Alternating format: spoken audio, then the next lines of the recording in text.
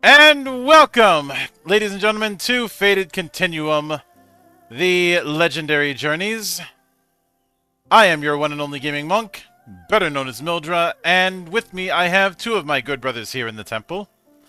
We have the three-eyed master of dad jokes, good brother Joe. I don't know why I was just waiting for you to say my name, and then I was very worried. Hello, everyone. Say his name and he appears. No, don't mistake me with them.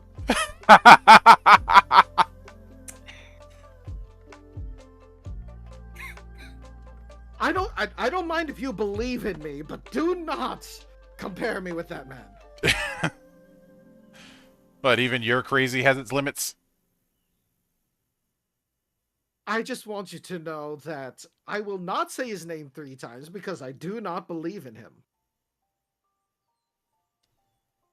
Even though he is a great meme. Mm-hmm. Oh. Just remember, folks. Be very wary, and never ever say Candle Jack. Michael Jackson? Okay, I love false that alarm. reference, and I hate that reference.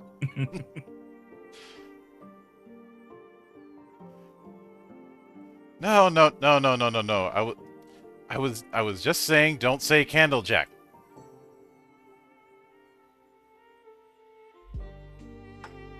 Podcast, like I swear to every single day. That would actually be hilarious if that If that broke the stream, I would have died laughing. Tell me we're still streaming. Yes. Okay. All right. The first time I did it, I just hit my model. The second time, I disconnected from the call. You're hilarious. But for this one, as we're reaching the end point of the initial Fated Continuum streams, and when we are finished, I will be going into more. I will be going back and taking the notes and going into more detail. But a lot of those are notes that I can do on my own. This is more. These have always been to set the foundation, because eventually I will write world books of the different FFs.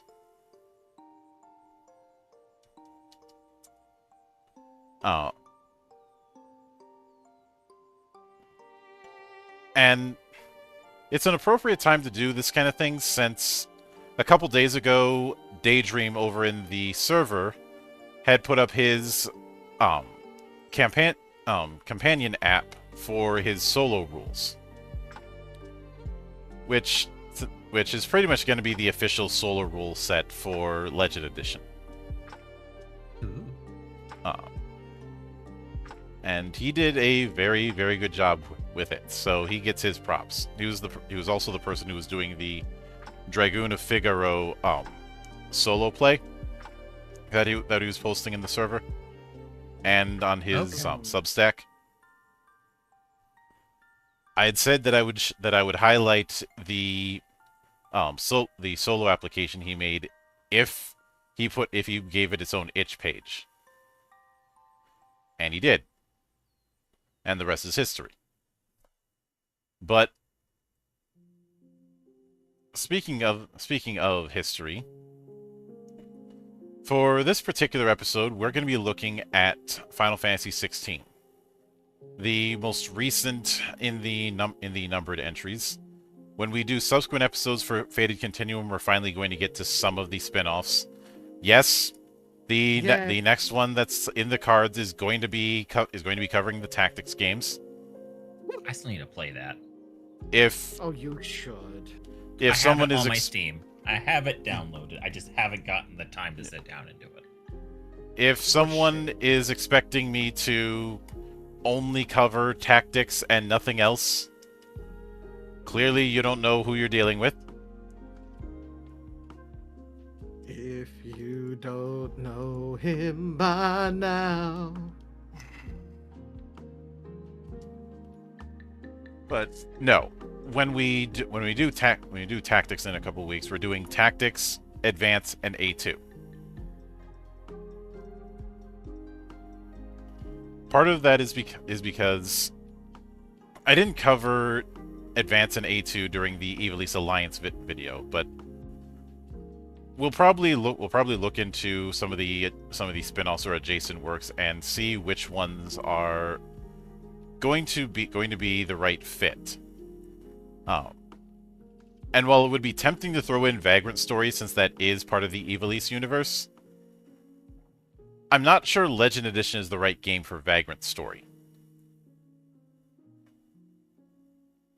Mildra, I ask as if I'd never asked this before, what game would be? Probably one of the games that Black Oath makes. Because Vagrant Story is one that if you're going to be trying to emulate that particular game, it needs a solo system. Something that is built as a solo system first. Alex T builds his games to be solo games first, and then builds them to be multiplayer games. Which is why things like Sacrifice, Incense, and Iron, or Kael Nathos, or The Path of Aramthir would be better picks than Legend Edition. Fair enough, fair enough.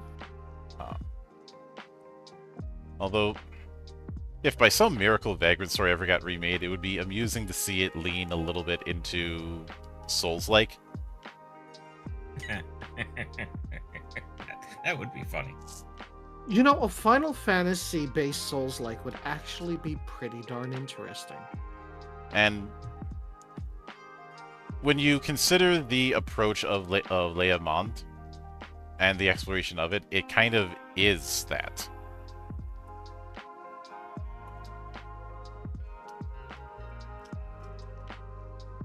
Because at the end of the day, Leia Mond is one giant dungeon crawl. One dungeon crawl you're doing solo. You're not wrong, you're not wrong. Which is why I think it would be a natural fit for a Souls-like or a Kingsfield-like. Aren't they the same game? Like they're done by the same company, yeah? Yeah. I mean, Demon Souls was a spiritual successor to Kingsfield. Though, I'd say the place... Well, for starters, one of them is always in first person, the other one isn't. Fair enough. And Kingsfield doesn't have a stamina system. Also fair enough. On the other hand, it is also wizardry levels of unforgiving.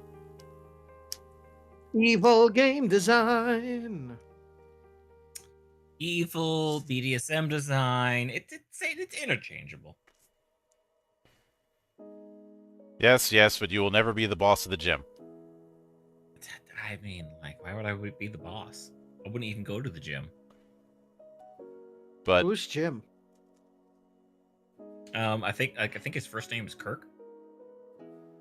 Ah. Oh, I prefer his last name. brother.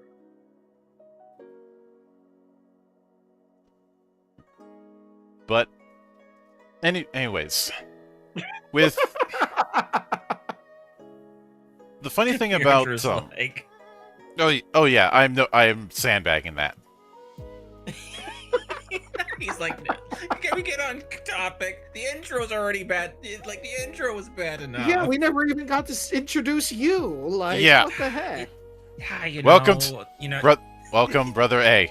There. Hello. But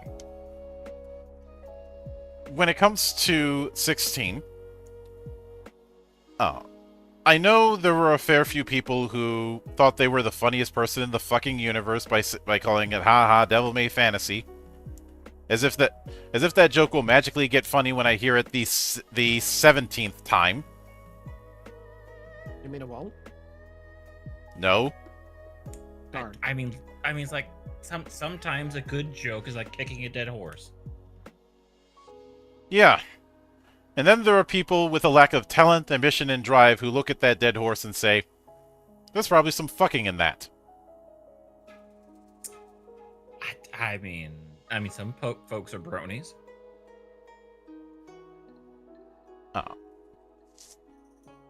But aside from... I know why people end up saying that, and yeah, they did bring in one of the combat directors for Devil May Cry 5.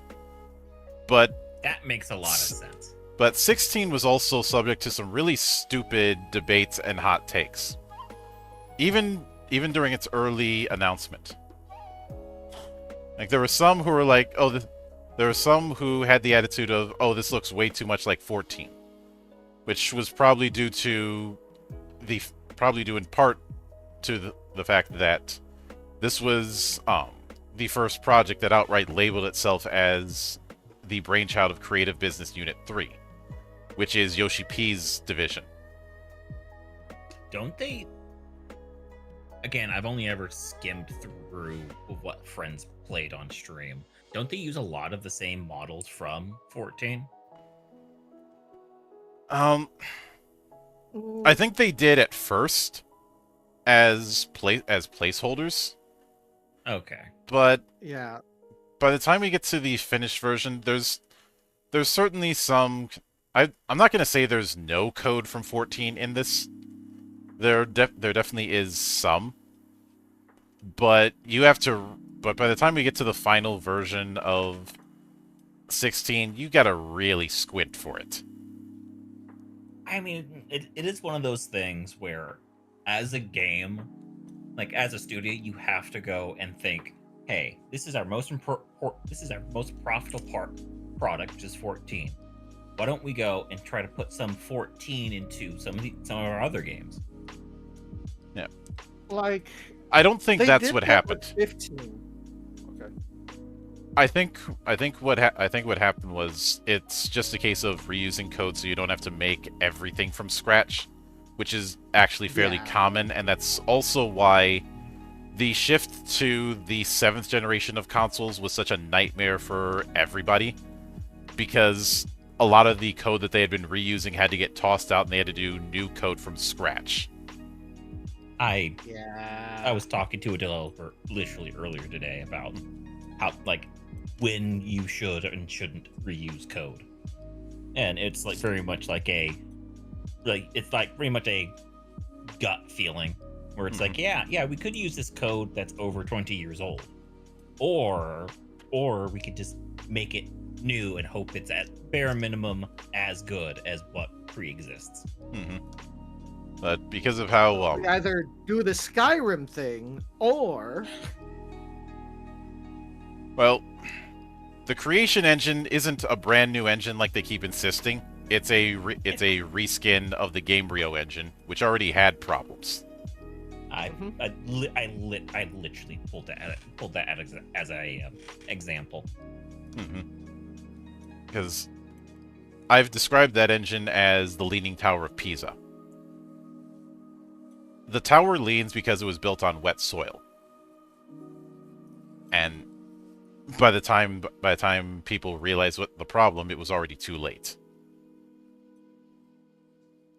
And well, the SIG, the other part of the Fallout 76 debacle, is that the Austin branch up until that point had not done a full massively multiplayer game.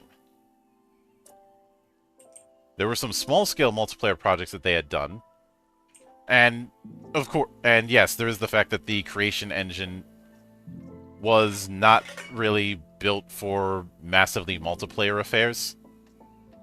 Calling 76 a massively multiplayer game is like, I can't even think of a good analogy for it. It's like it has multiplayer, but I definitely won't say 76 is a like massively multiplayer game. Well, the point is trying to do multiplayer in that kind of trying to do in and out multiplayer in that kind of open world, and not having people in separate servers or separate servers like the way Minecraft has servers was going to create a problem. Yeah, where it's a server mesh architecture and not dedicated servers. Yeah. And because of that, what happened was inevitable.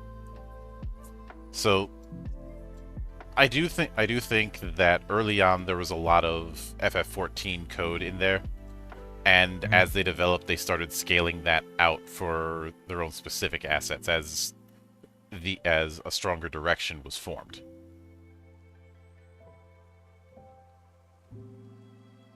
But I remember there was also the argument of, oh, FF's finally going back to its medieval roots, which, as I've mentioned in the past, and this has been disinterpreted by certain idiots. Final Fantasy does not have medieval roots in the way that other console RPGs might. Yeah. What are you talking about? What? That was an argument that was made all over the place.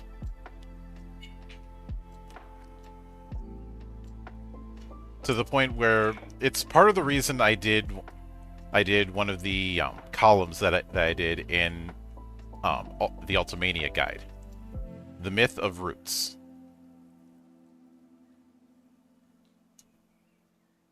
Where I said, I mean, we could probably do a whole podcast about how it's like, is Final Fantasy 14 based off of a medieval European setting instead of 16, a grab not bag? 16, not 14. 16. We will do 14 eventually, but not tonight. That is a lot. So's 11.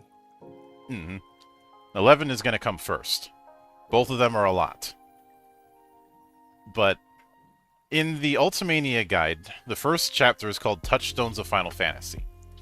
And one of the... because I've had to deal with people arguing, say, 6, 7, 8, and 10, and 13, and 15 shouldn't be calling themselves fantasy because of the concepts within them. Which is something that only works when you have a very limited view of what fantasy can be. A limited view based on that Tolkien melting pot that I mentioned before. Because if you're looking at fantasy having to be that Western European pastiche, that is a very limited view of fantasy. But if you don't, it might be presumptuous of me to quote myself, but I will read off what I wrote when it came to the myth of roots.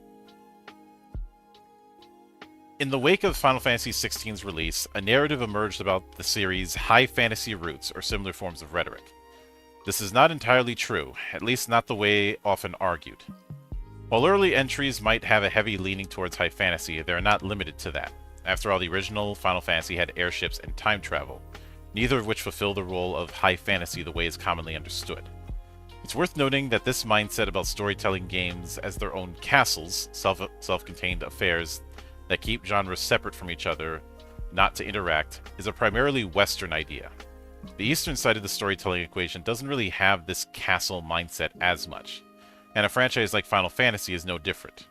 This is why you can have narratives that lead into other genres and still count as fantasy, because fantasy is not so hyper-focused on medieval pastiches to define itself. Anything that defies reality can be considered fantasy. Several creators within the franchise's history have stated how they view the series as something that can be anything. This means that the idea of a medievalist setting is not part of the roots, nor part of the core identity. It's merely one form that it can take.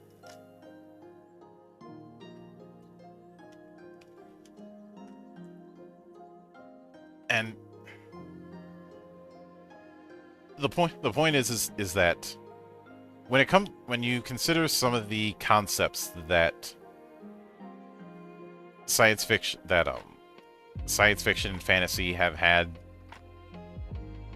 the idea of trying to do hard divide between them, which is a common thing I see in discussions of speculative fiction,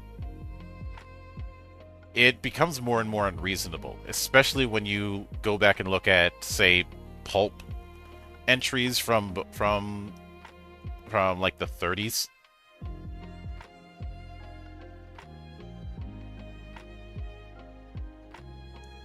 Or you might have a fantasy setting, then, oh, all of a sudden we've got aliens.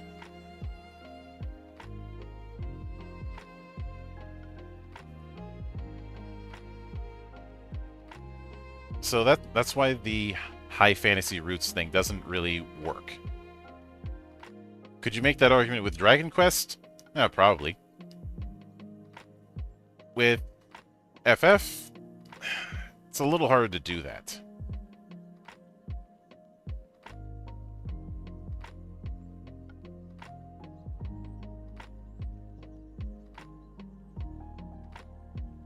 And I do think that people have a very limited view of fantasy, because for a lot of people it begins and ends with Western Europe. Mm-hmm. Now, the other narrative that came about early on, and both Zan and I have talked about this, was the whole thing of they're just copying Game of Thrones. Because a lot of people took a comment Yoshi P made out of context where he was showing them episodes of Game of Thrones and told them to take notes.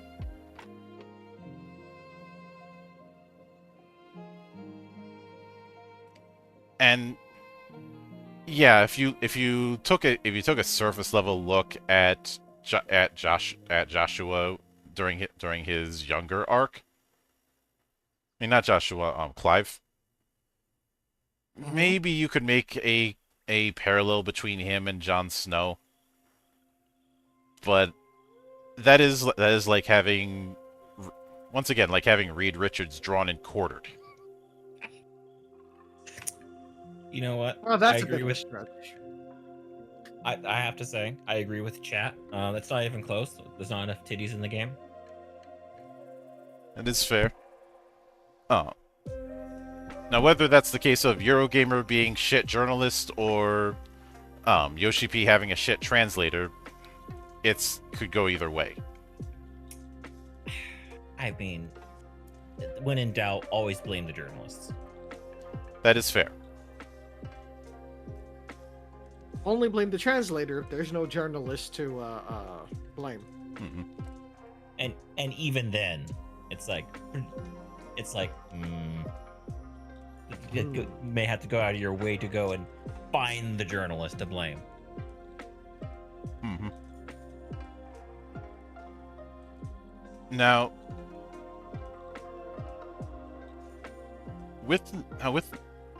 now, of course, the other part was not only the finger waving about action, which has been a thing for has been a thing on the fainting couch for the longest time. But as I've mentioned before, is an attitude that the people who work on Final Fantasy didn't have. And I have seen people legitimately, until they're blue in the face, argue that FF16 would be a better game if it was turn-based. And I have countered, and guys like Homeless Potato have also countered. Is that really the case, or are you merely arguing that due to wanting a security blanket?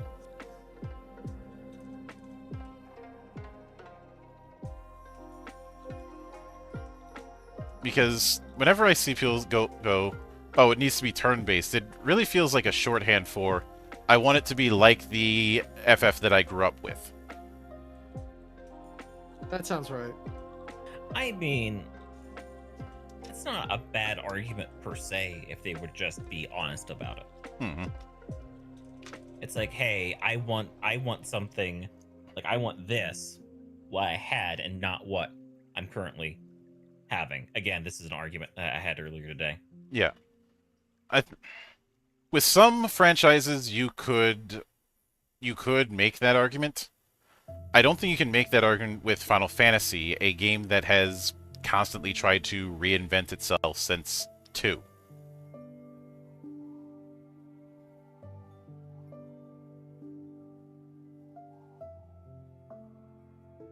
Like, I've mentioned this in the past, the core of FF is iteration and experimentation. And the whole sticking to traditions thing sounds nice, but I firmly believe that's what led to Dragon Quest losing a lot of their momentum. Yeah. They're not wrong. It wasn't just the fact that they didn't change. It's the fact that they didn't change while everyone else did.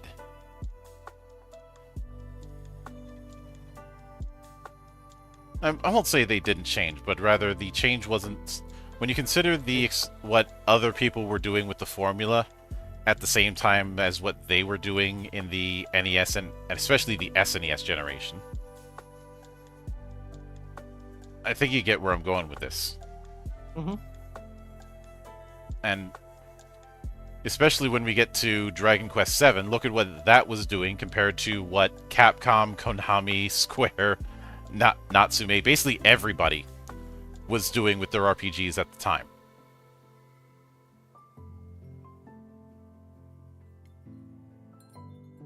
I don't know, am I making sense? Yes. I've never played Dragon Quest games, so I'm just gonna agree with you. So, I have. and if you're gonna hire the combat director for Devil May Cry, for Devil May Cry 5 especially, why would you have him do turn-based? I have seen some try and argue that Square had claimed that turn-based was outdated, but I can't find a source for that.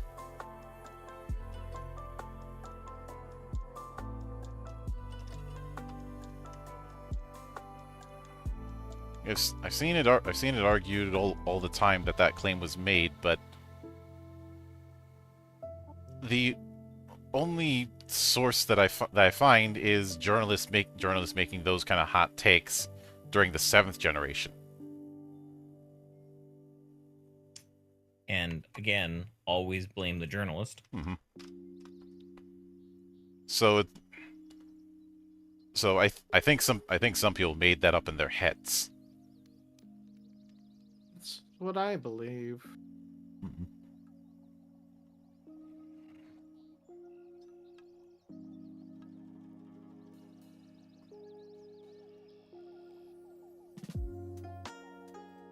At the same time,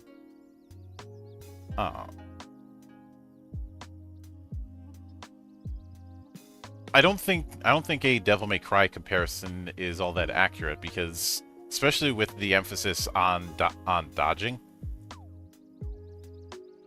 you can't. And this is something Zan and I talked about when I did my post-mortem stream after finishing FF16 and all of its DLCs.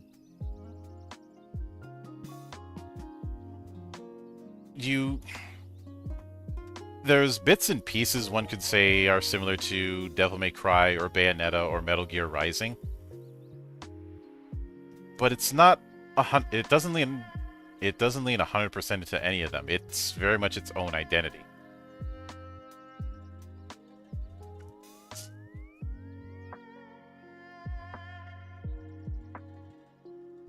And another reason I'd argue doing turn-based would be a bad idea is this is largely Clive's story. Yes. This is not a ensemble story. Like, for as much as Terra has main character credits when it comes to FF6, 6 is more of an ensemble story. Everyone gets to be the main character in 6. Mm-hmm. Now, there's nothing wrong with that, but it's just a different kind of energy. Mm-hmm. And if you're going to have it that one person is the central focus that makes everything turn, going with a party-style ensemble story doesn't make sense.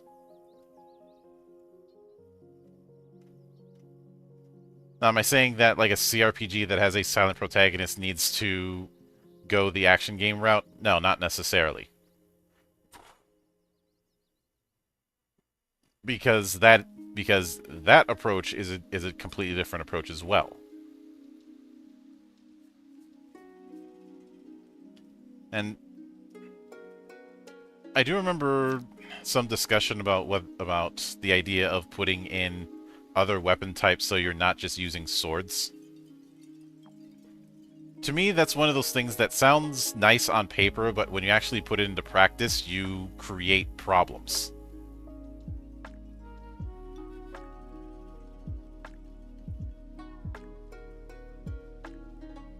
Like, suppose that they had sword, axe, and spear as a potential main weapon for you in 16.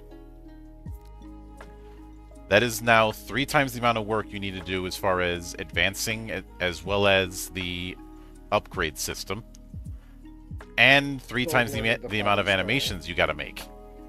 Yep.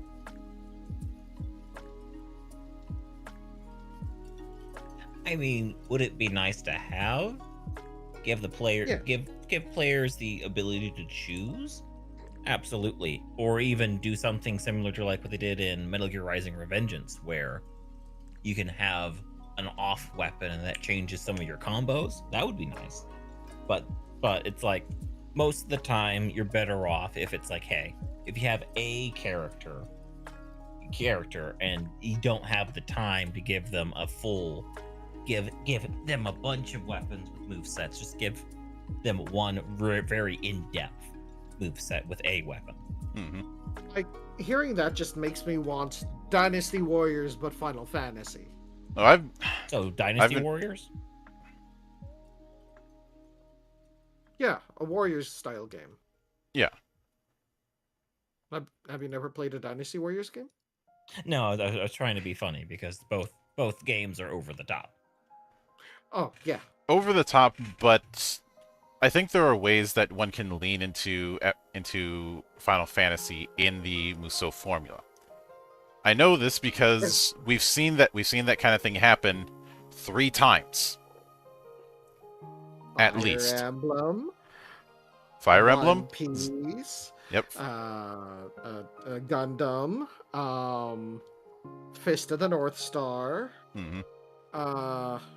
What other properties did Dynasty Hyrule, Warriors? Zelda. Hyrule, yeah, Hyrule Warriors, yeah. I Aslan? feel like there's one more. The adaptation of Aslan, as well as the Bleach game on the PS3. There was a Bleach one? Huh. Yeah. Now, some of these weren't directly done by Omega Force, but Oh, okay, they were their own thing. Got it. but they were using that particular format. And Fair enough.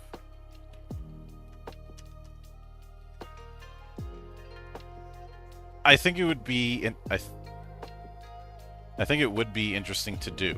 And the fact that they eventually had to further that whole doing it in turn-based for tradition's sake would be ridiculous. Imagine if Stranger of Paradise had to be turn-based.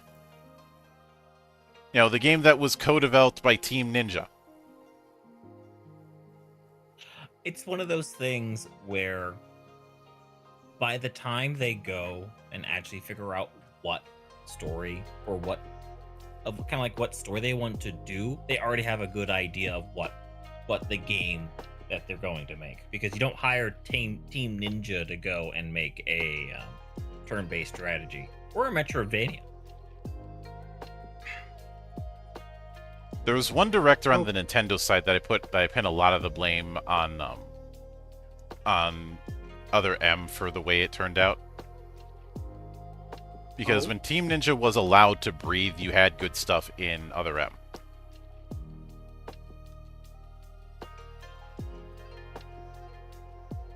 And I think the smart thing that should have been done with Other M is kind of what Game Kitchen did with Ninja Gaiden. You know, give them a blueprint, give them the characters, and just let them do what they know how to do. Mm-hmm. And for those unaware, Ninja Gaiden Ragebound was done by the Game Kitchen, who previously had done the Blasphemous duology. And even though there were some extra bells and whistles, for all intents, Ragebound was just a further extension of what they were already doing.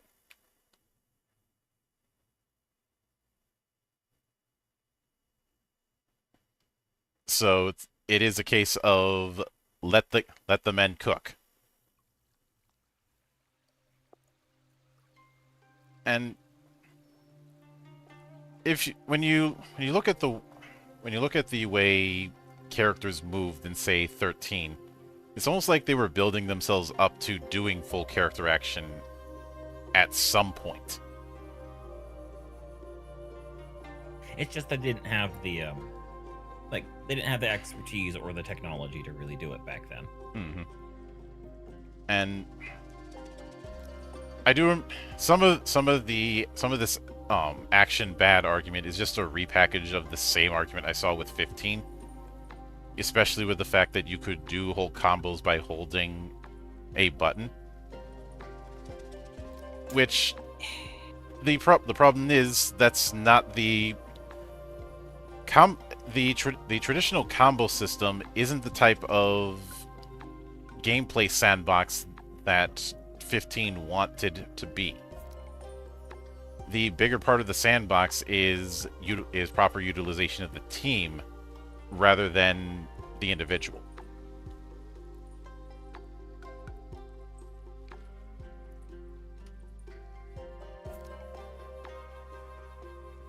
No, which is why so much of the combo setup is you having setup and follow through with the rest of Noctis's retinue.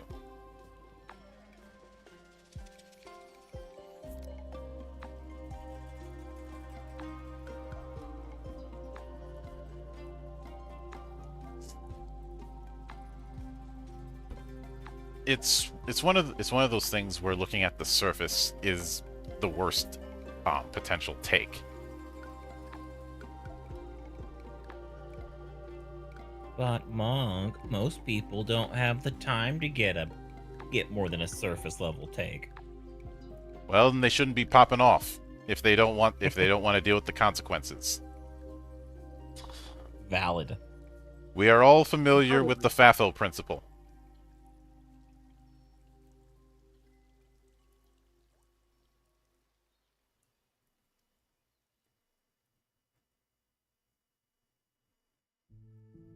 But with that said, that's as good a time as any to start looking into the cast and how one might adapt them.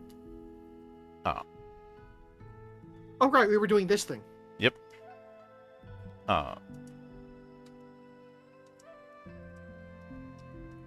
So we can start with Clive. Now, I will note, there isn't really approach to do his version of absorbing the other dominants. If one insists on doing that, I'd probably just go with giving him magic items that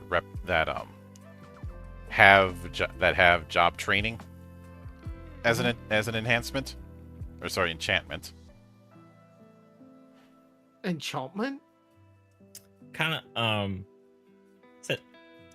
since we already brought up Devil May Cry, kind of have it be sort of like in Devil May Cry, where as Dante goes through, he goes and gets weapons based upon the bosses he's killed. Mm-hmm. And each one gives him a different devil trigger. Mm-hmm. Yep. So, or in this case, a fursuit. I know. I should have waited for the joke that now instead of earlier. Mm-hmm. But hold on 1 minute. I need to step away.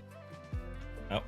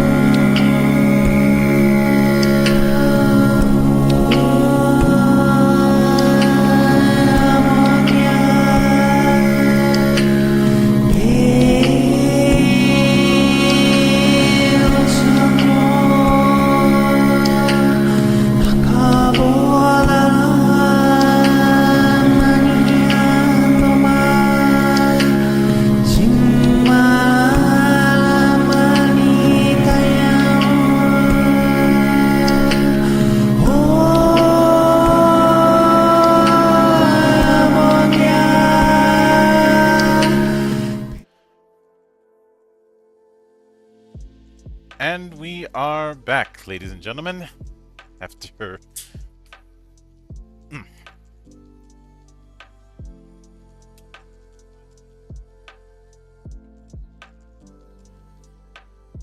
So...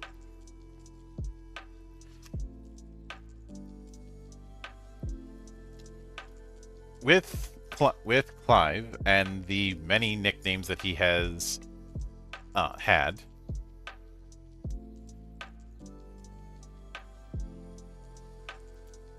or alternate names, I should say.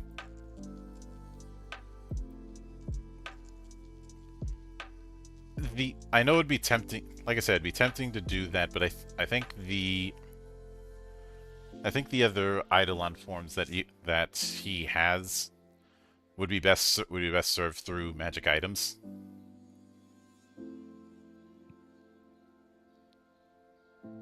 But that does make the most sense and easier to balance. Yeah. With one exception. Ifrit. Yeah. Yeah. But as far as class goes, it has to be warrior. Yeah. Yeah.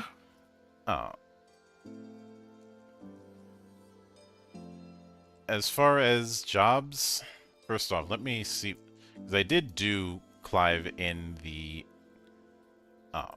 Ultimania guide. Oh, you did. I remember now. Yep.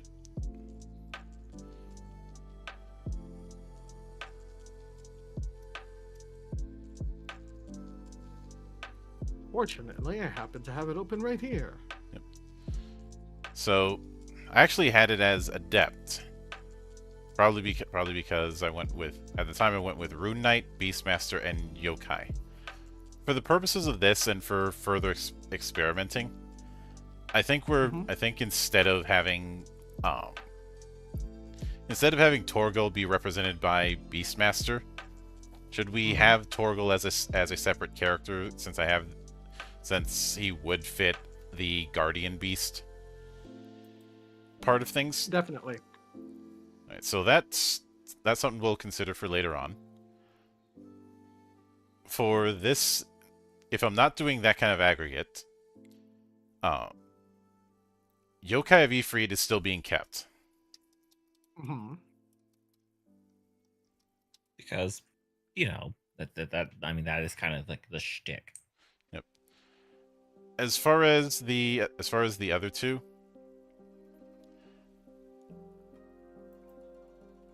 I think one of them should be Fencer.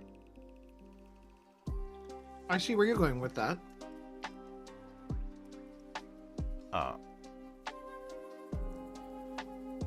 And the other one, which, because it does have to be a, I do have to have at least one warrior type job, which we already have with Fencer. Mm-hmm. But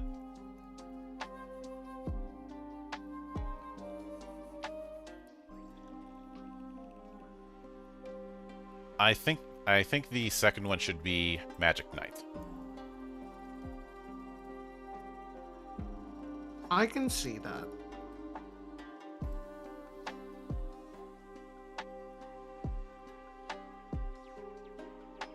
The infusion, the enchanted arms, all of that makes sense. Yeah.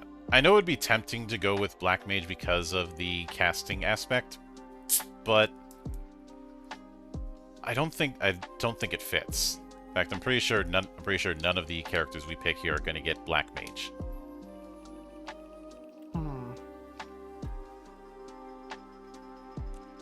Oh.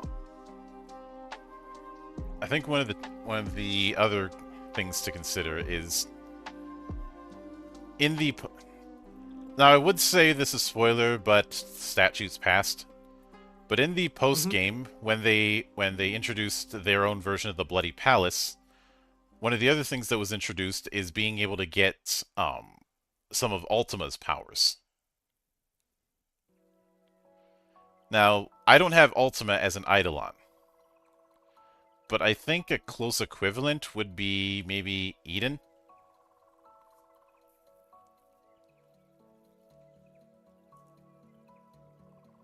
I vibe with that. Oh.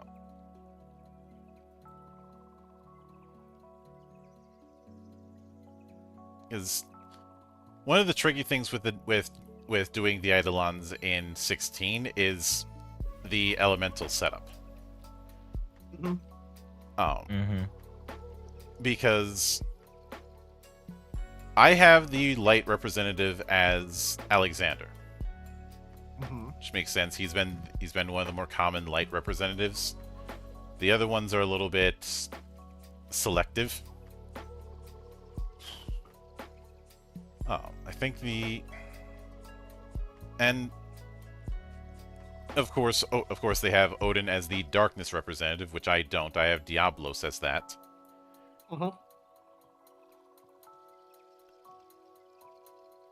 And they have Odin as the darkness representative, which I don't. But we will get to the Eidolons later on.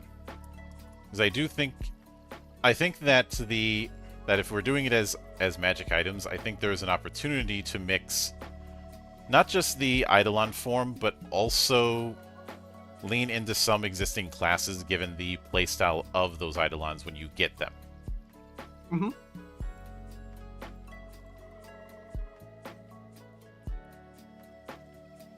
But makes sense to me. As far as Joshua, which pretty sure I covered him.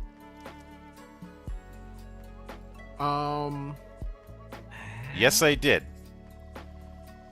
I had given him in Ultimania. I gave him Mage, then Fencer, Noble, and Yokai Phoenix.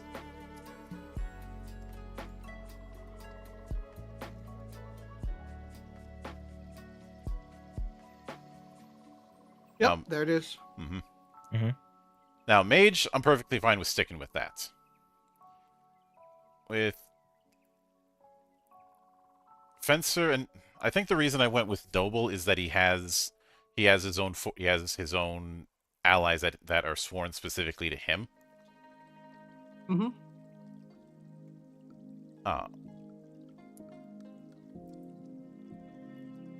Though he's far more of a caster than a fighter. I'd be perfectly willing to swap out Fencer with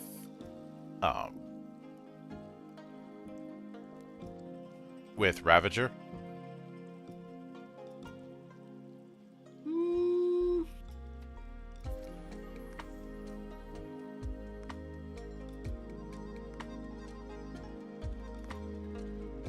I keep on forgetting what Ravager does because it doesn't quite explain it on the tin. Ravager is a spell spammer. Their whole thing is being able to combo low-level spells. Yeah, so you don't get access to high-level spells, but you can cast the shit out of low-level spells. I've described them as a spell-based sister to Monk. Sorry, whenever I think of quick casting and double cast, I always revert to Red Mage in my head. Red Mage gets double cast exclusively. And I may as well go through a few of the effects for Ravager to help it sink in. So, first thing they get is Spell Flurry. You cast one spell at third rank or less. That you have to have it equipped. It has to be a single target spell. You make 3 attack rolls with that spell.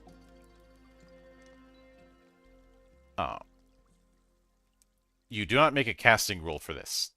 You just make 3 attack rolls. Each attack roll that hits lets you increase the spell's rank by 1 or apply 1 metamagic feat you have.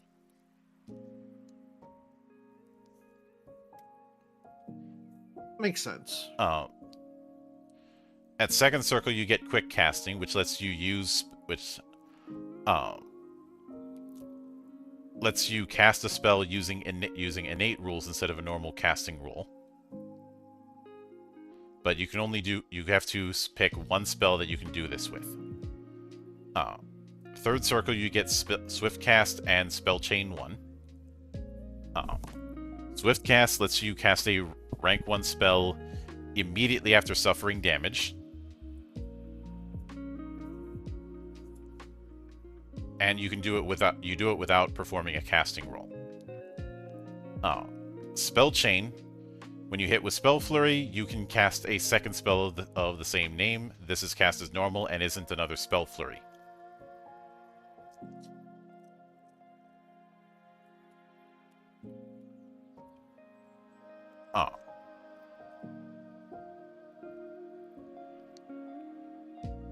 And Spell Chain 2, which you get at 5th circle, lets you use a spell of the same rank as the base spell on a different target. So in other words, instead of casting another spell of the same name, you can cast any spell of the same rank that you have. But at 4th rank, you have Overwhelm, where when you inflict damage but you didn't get a crit, you increase your crit range by 1. It resets if you crit or if you miss. At 6th circle, you get Swift Cast 2, where you can do Swift Cast on a successful dodge or parry. And Spell Flurry 2, where you're doing up to 5 spell attacks instead of 3. And at 7th circle, you get Carpet Casting, which makes Spell Flurry have an area of 1 plus D2 targets of any row, basically which supersedes the area of the spell you're using. Makes sense to me. So,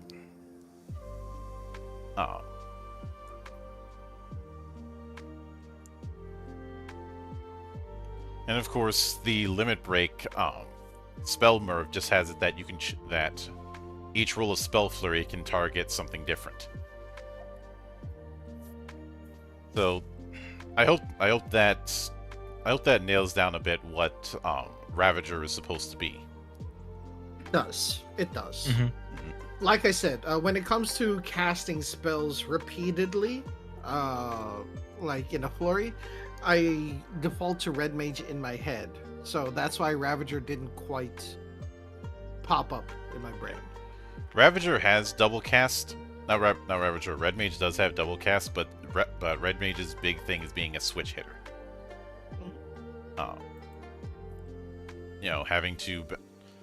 Having to balance white and black magic. But White and then black and then white and then black and then white and then black, then core forward. Sorry. But see, then we have Jill Warwick, Which you do also have in Ultimania Guide. Ultimania. Mhm. You have her as an expert with Fencer, Medic, and Yokai Shiva. which honestly I don't see a reason to change any of that. Nope. And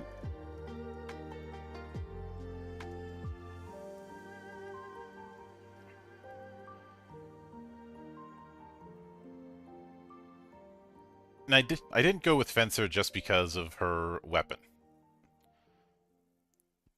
Mm-hmm. Although, given that we have 2 with Fencer, I think I'll switch out Clive's Fencer with Weapon Master.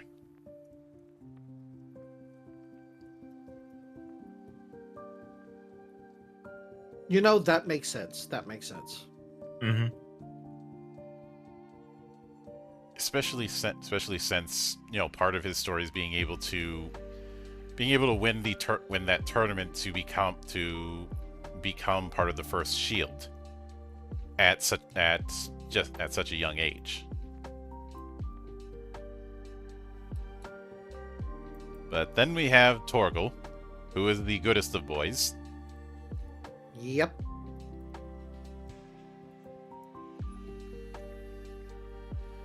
So arguably a better dog than Shadow's dog from Final Fantasy VI. Mhm. So Torgo is the only entry where I'm going to be putting a race part for it, because there is a race in the Ultimania guide called Guardian Beast. This is Just indeed. not, or rather, Protector Beast. This is meant to be a catch-all for those animal companion kind of characters. The mascot, of course, is Red 13, but there are other examples. Mm-hmm. And if you there's plenty of RPGs where you have some sort of talking animal or even non-talking animal as a ally of sorts. Protector Beast is meant to represent that. Especially since it's never outright stated what species Red 13 is. No, they never really get into it because the only other example we have of Red 13's race is his father.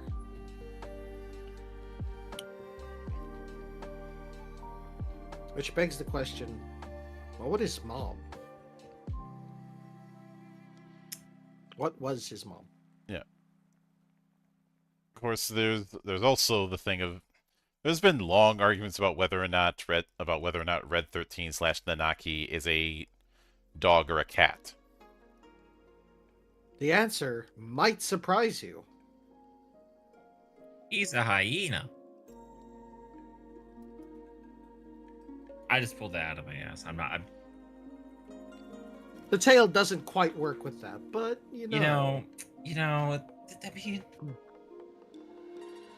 mean, it is a Final Fantasy game. Their main mount is a blonde ostrich, so it's not out of the realm of possibility that they have some sort of a hyena analog. I'd like to say it, but it's really Horsebird. Red's got too much muscle to be a hyena.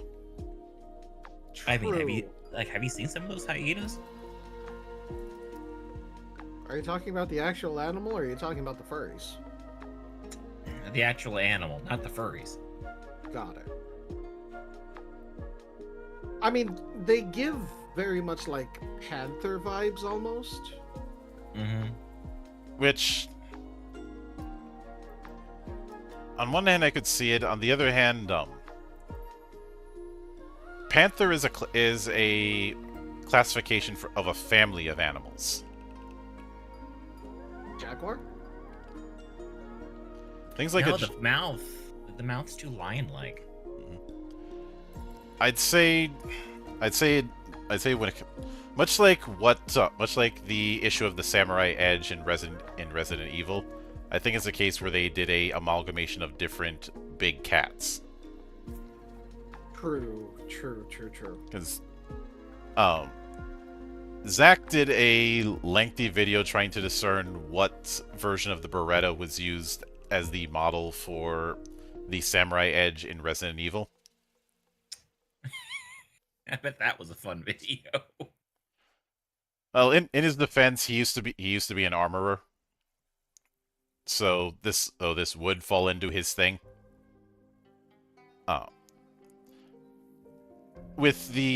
It's a little bit easier to discern which Beretta in the remakes. In the original, not so much, because there's a bunch of parts there that don't add up. It feels like a kit bash of 3 or 4 different models of Beretta.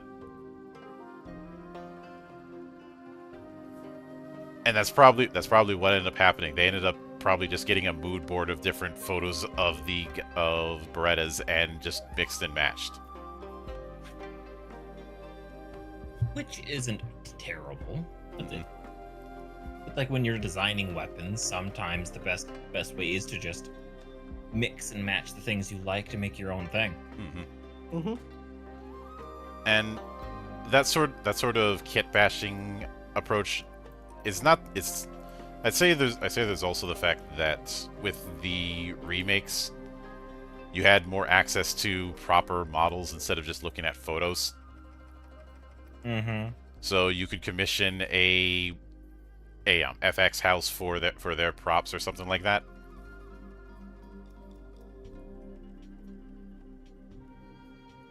But I would say with Torgal, um, I think the first question is which. First off, even he is getting yokai. Yeah. Is this going to be the episode where Oprah shows up and goes, "You get a yokai, you get a yokai, you get a yokai"? But how can I not when he's transforming into when he's the dominant of Fenrir? I mean, you're not wrong. You're not wrong. You're not wrong. You're not wrong. It's like I just wanted to make the joke. I mean, when I was first considering all of this, I was also looking at the nightmare, as I mentioned before, in terms of like transforming into something, but the yokai obviously is what this is made for. Mm-hmm. But in terms of which one to go with,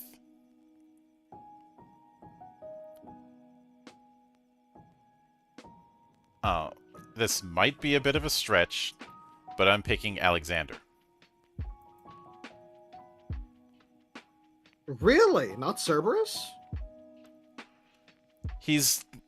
Torgal's not is not enough of a caster to justify Cerberus. There is that. Okay. Like Cerberus's big thing is the whole random element spells. Mostly I am just looking at it because doggo. Mm-hmm. So. But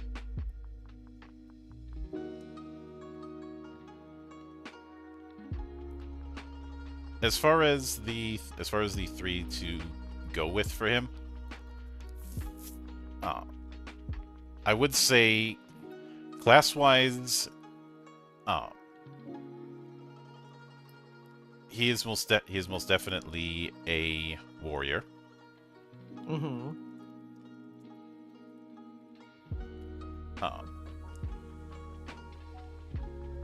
And I think another reason why I'm leaning towards Alexander is the fact that Alexander does get some defensive abilities. Mm-hmm.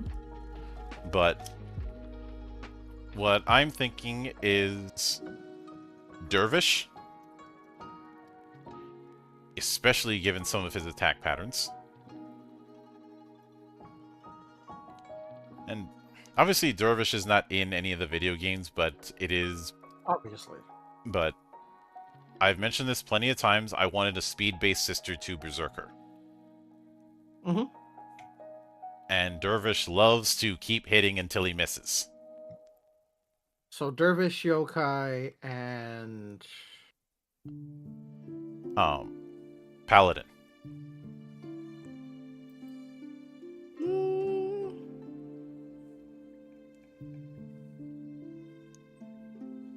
I see it.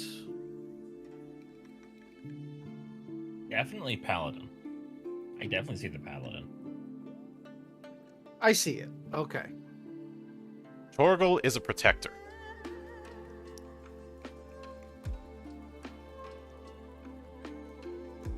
And that's kind of what I'm doubling down on with this.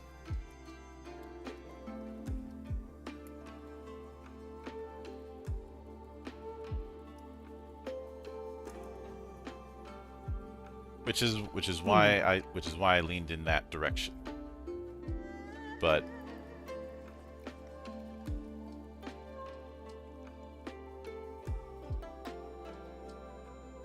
actually,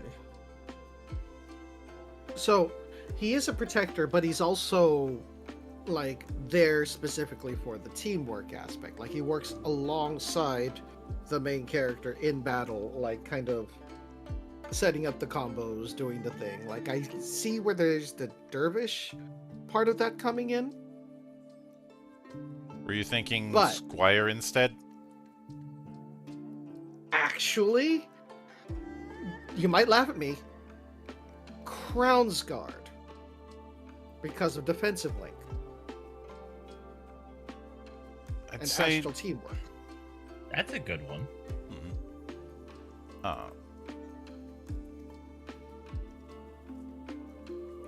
If that's the case, then I'd have to shift him from warrior to adept. Really? Well, remember the rule. Whichever class you pick, you need to have at least one associated job. That is true. That is true. Paladin is an adept job. Yokai is a mage job. Yeah, you're right. You're right.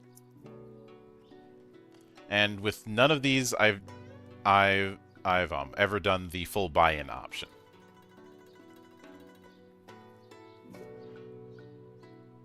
Fair enough. And as far as his astral weapon,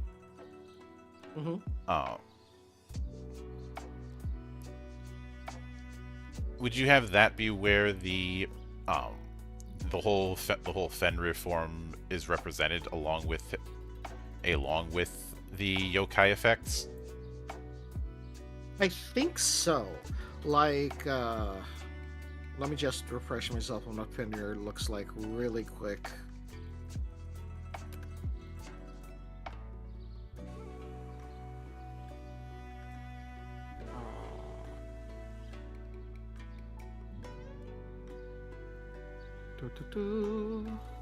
Hang on, I got you.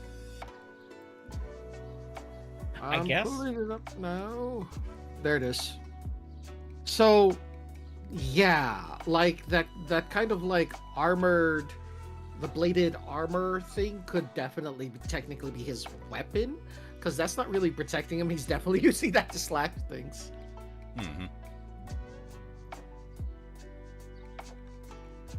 See, that I can go with. Because, like, the only other way you're giving Torgal a weapon is if you basically treat him like Koromaru from Persona 3 and, like, put a kunai in his mouth. Though, I've already had it that the weapon entry doesn't necessarily have to be a physical weapon that they're holding. Like, in the equipment chapter, I have a whole segment about using martial arts styles as weapons. Well, there we go then. And yes, I was loosely inspired by the martial art modules in Anima.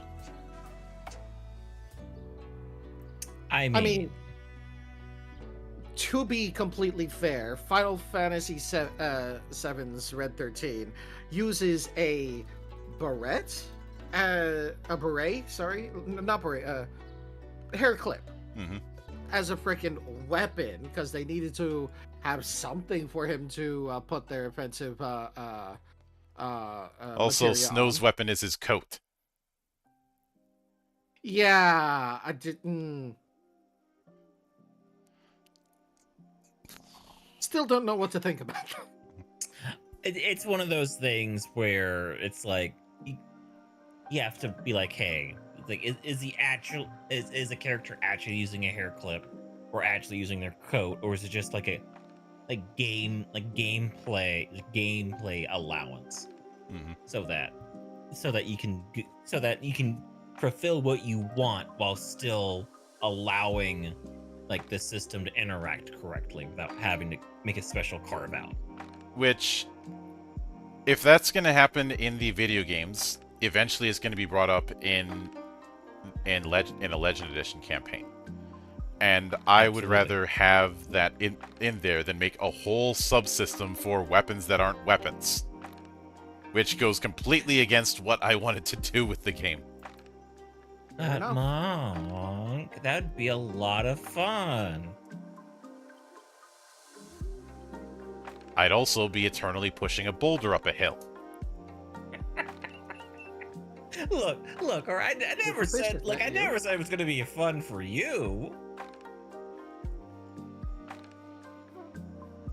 If it's not fun, then yes, what's the point? But yes, like that is like the best way to do something, so that without again making special carve outs and like as you were just saying. So then we have Sidolphus Telamon, the first Sid, at least first Sid in this story. Oh. And a cheeky fellow at times.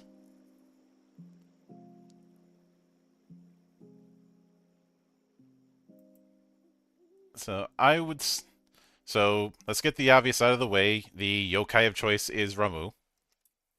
Yeah. Uh,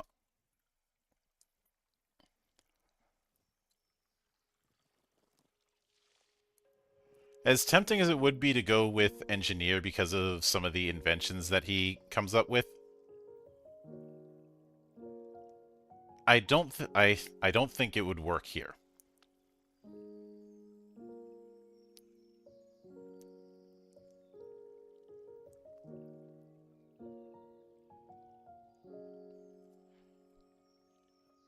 I think that instead one of the entries is samurai, especially with the way he has his sword sheathed. Yeah. Yeah. You're not wrong.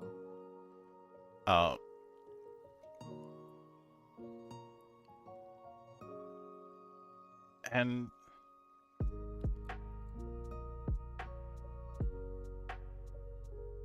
I would also say, due to his... Even the sword has the hilt of the sword had like samurai like ripping on it, at least for the concept art. The way these sheaths are set up and the way that he ends up using them, it very much feels like a samurai's daisho. And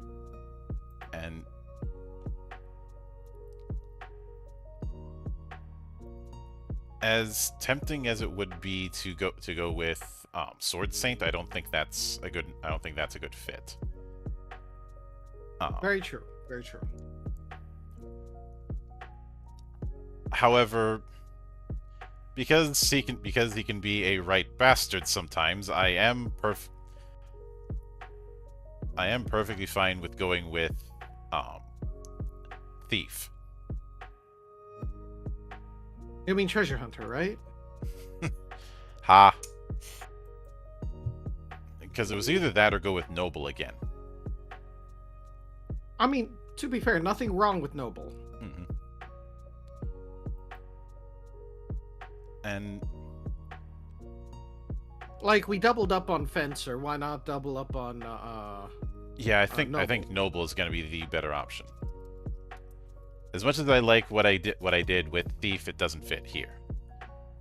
And I will admit that with Samurai, I drew a lot more from FF14 than I did 11 or the previous approaches, because draw out in the way that it's been in early FF would not work for a TTRPG. Yeah, let me use this. Specific weapon has a sword spirit in it. Okay, let me. Yeah, and then destroy your own weapon in the process. No, fuck that. Now, see, this is why you have like a bag full of them.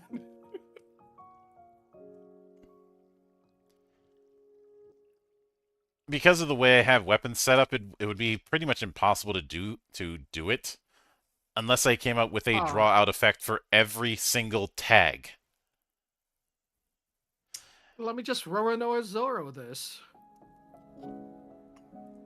Now, I do have improved versions of tags, but that's a Weapon Master thing. Whereas when I looked at Sen and Hisatsu in 14, I said, all right, that is something I can build around.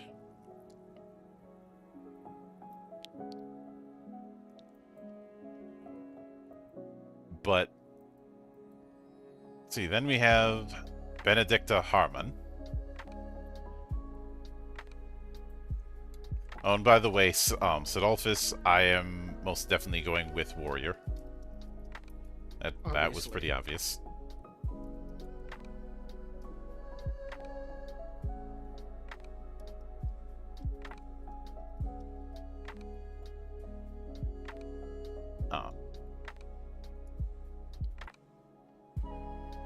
See, I'd say class-wise expert. Mhm. She's pretty much Walood's spy master.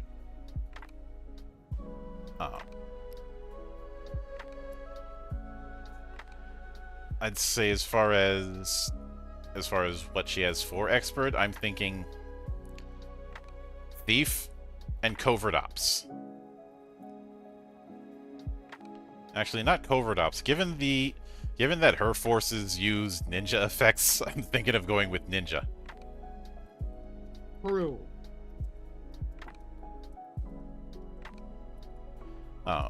Covert ops doesn't really fit because she doesn't do a whole lot of disguising. No.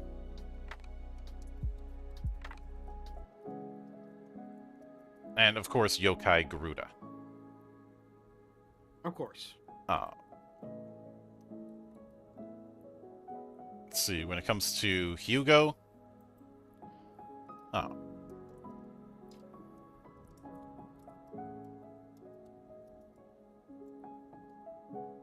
So I do think this is another warrior entry. Most of them will be.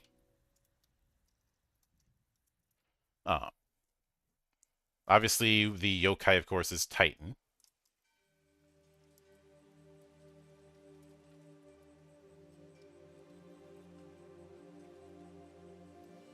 But as far as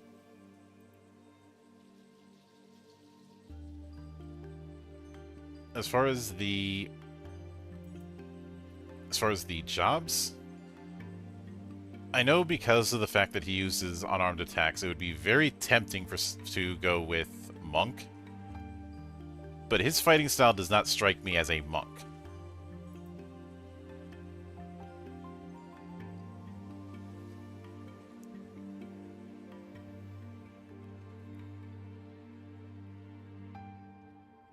I mean, his fighting style is certainly meant to take after the monk archetype in the design part of things. And Hydra brings up Geomancer. No, I don't think Geomancer fits.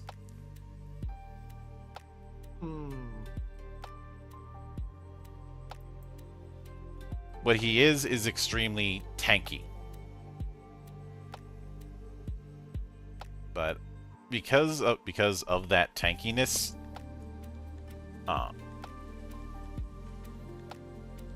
I'm thinking instead to go with Berserker and Knight. Because I was wrong to say tanky. Okay. He is more like it's more like his approach is breaking you. Kind of like a WWE wrestler. Wait, WWE has wrestling? Humor me, if you will. Do we have to? Please. I thought they just had celebrities and entrances. I didn't know they had wrestling. Of course, now I want to see like certain wrestlers in your system, Monk. You know what? That would actually be funny. Let's do the Undertaker. No. No, if I'm doing this, I'm doing it in a way that isn't going to embarrass me. You're getting Great Muda. Oh. You know, I'm not gonna go with.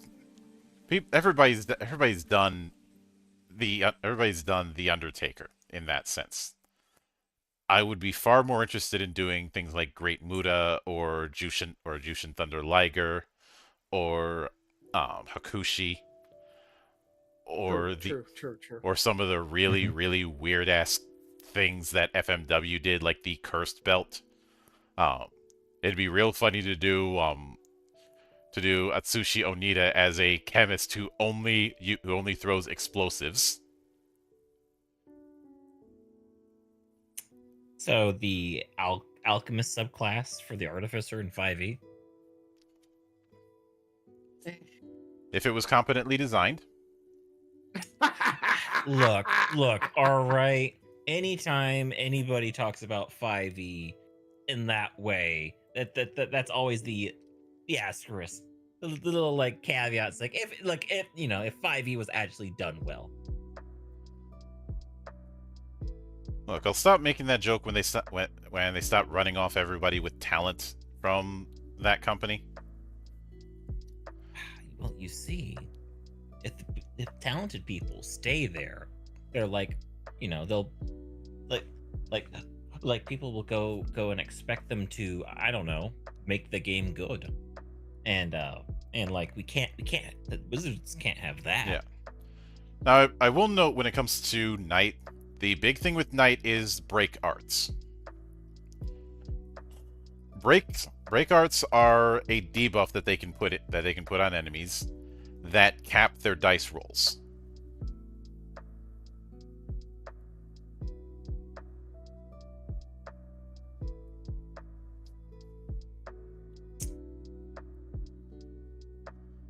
At tier 1, That's break an arts interesting ability. At tier 1, break arts cap rolls at 18. At tier 2, at 15. At tier 3, 12. Now, does this mean that you could roll a nat 20 if you have a break effect and still crit? No. Like the highest is just that, and if you roll higher than that, I'm sorry, bud, you wasted that 20. Mm-hmm. And the dopamine loop, on the other side of the dopamine loop, is the fact that certain effects they do more damage based on how many break effects that target has. And of course, to make it even worse, their limit break turns the break art cap to 9.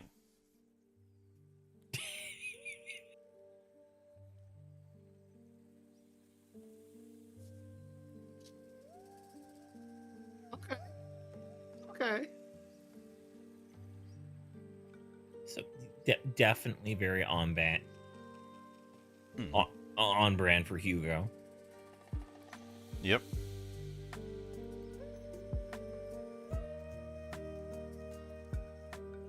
But then we have Dion.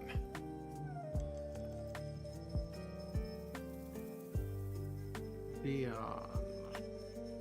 Yep. A man who I called a good man serving a undeserving king.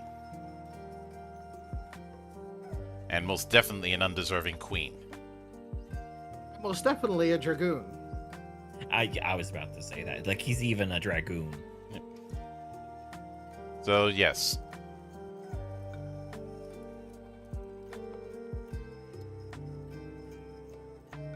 Being the leader of the Holy Order of Knights Dragoon. That was inevitable.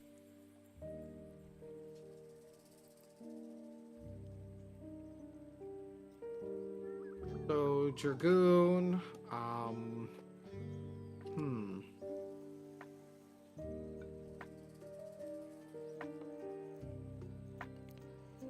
I.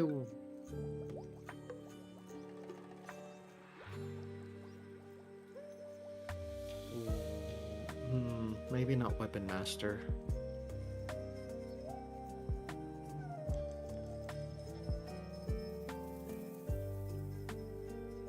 No, I wouldn't go with weapon master.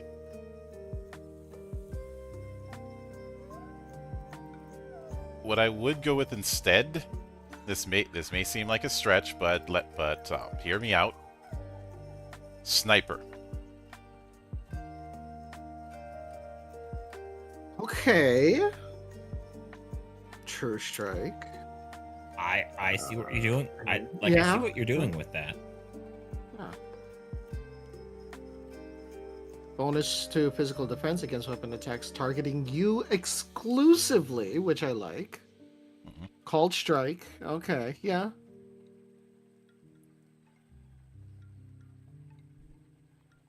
The man never misses. I know some might go, but you need a ranged weapon for sniper, don't you? I never said that. Nuh-uh. It doesn't say anywhere on there. No. The only job that has a defined weapon restriction, and even that, it's not really a weapon restriction. It's more of a template restriction. Is Gunbreaker, and all that it is with Gunbreaker is you must use a melee weapon. And remember, there's like 3 different tags. There's 3 different templates for melee weapons. So, me calling that a restriction is not entirely accurate.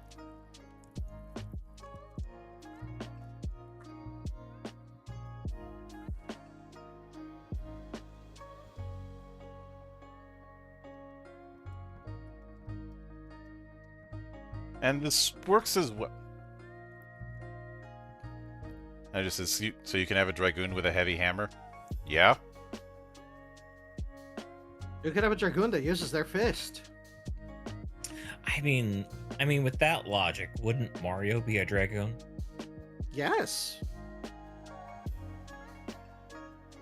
I see your Mario and I raise you the Highlander Burial.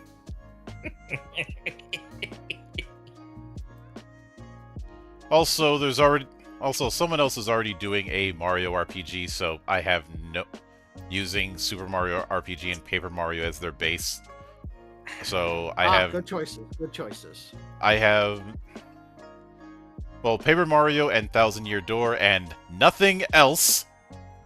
And I'm like, I'm not going to try and adapt Legend Edition into that because I don't want to steal their thunder. So, going back, do you think Paladin would be a nice third part because Holy Knight Dragoon? I don't really... The current setup I have is Dragoon, Sniper, and Yokai, but Yokai, right. Yeah, Everybody's Yokai, got it. But he's not really that type of protector in terms of his fighting style.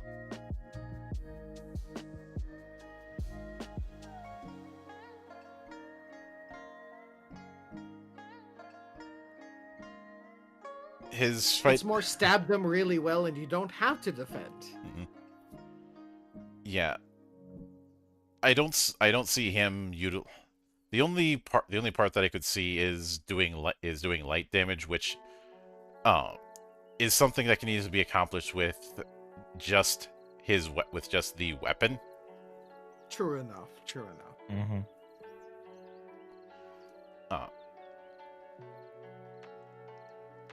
Sorry, again, I haven't played 16. I've only seen other people play it, so I keep on expecting like there to be people who aren't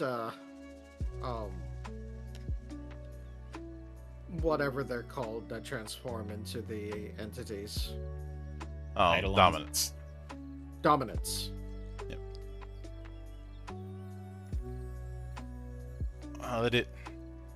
Dominance and the crystals are a big part of that story, so a lot of characters are going to be that, but not everybody is.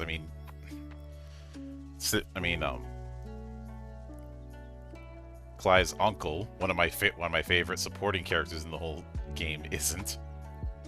Mm-hmm. He just has the habit of changing the name of his axe multiple times. He does call himself the Blood Axe at least once. which was very blatantly a a callback. Mm-hmm. But with Barnabas, who I described as a dark spin on King Arthur, obviously the yokai in this case is Odin. Obviously. Mm-hmm. But in terms of the other effects,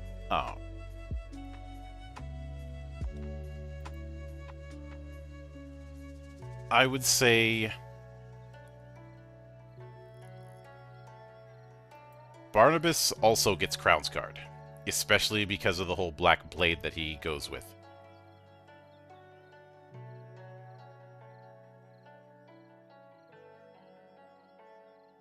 Sounds good. Sounds good. I know he's meant to embody the Dark Knight archetype, but Just about the he doesn't really do the cast from HP kind of thing. mm-hmm. So he fits the motif, but not the fighting style. Mm-hmm.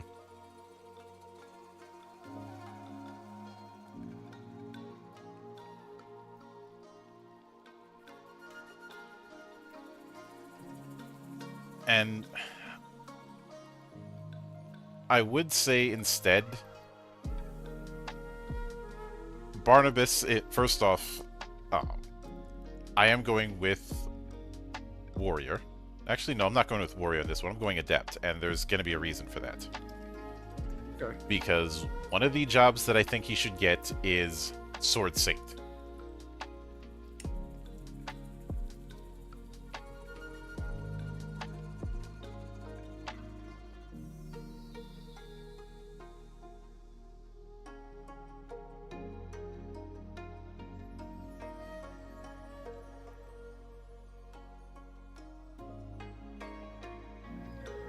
Given the fact that you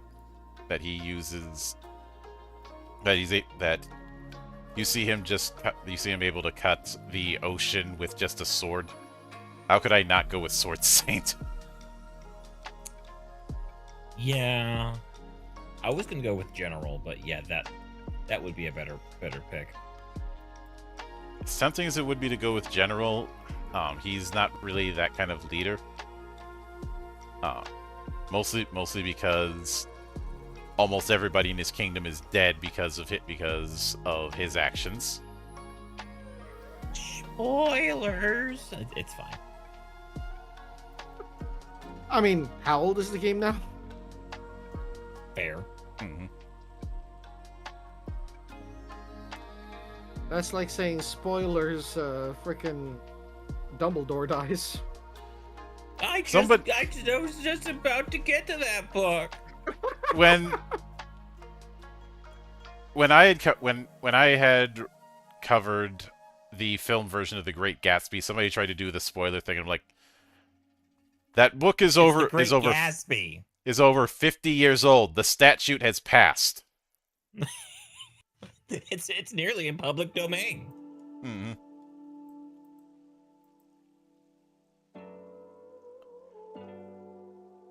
But in addition to Sword Saint, now this might be a bit of left field, but Magitech Knight. Okay.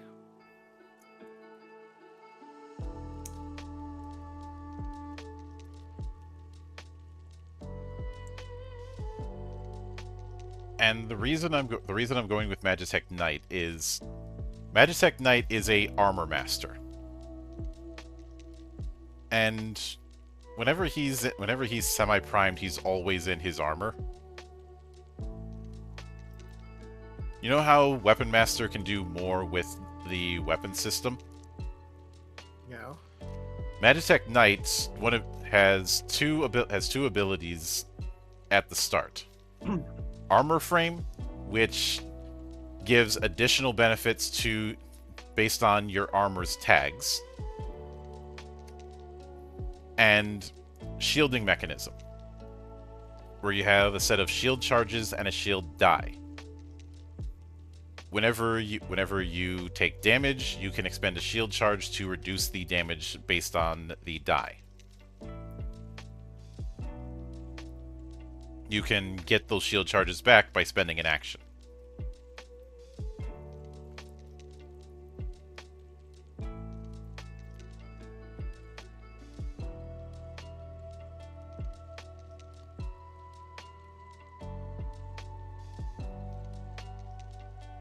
That's a surprisingly good fit. Mm-hmm. It is. I've mentioned this before, but Magitech Knight almost got cut because originally it was going to be a nod to. Originally, it was going to be a nod to the combat platform that you see in 6, but I couldn't find a way to do it that fit the pillars that I designed the game around. Then I looked back at Weapon Master and I thought, we don't have an Armor Master despite having the tags, and at the same time, I was looking at a 5e campaign setting called Eldritch Sands, which much like Knight, which I've been covering on Fridays, reinterprets the traditional classes as power armor. When I interviewed the dev of Eldritch Sands, he cited Anthem as an influence. Which, yes, I know Anthem was a shit game, but still. I will die on this hill. I didn't even play the game. I played the beta. I knew, like, I saw the writing on the wall and knew that game was going to crash and burn. With that being said, the moment-to-moment gameplay is really good. It's just the everything else supporting that was shit. And given the reports that were mentioned, well, the fact that they were banking on BioWare magic to bail them out at the last minute was... BioWare magic on a genre they've never made before during while also one of the most, like, politically tensed times that studio has ever had.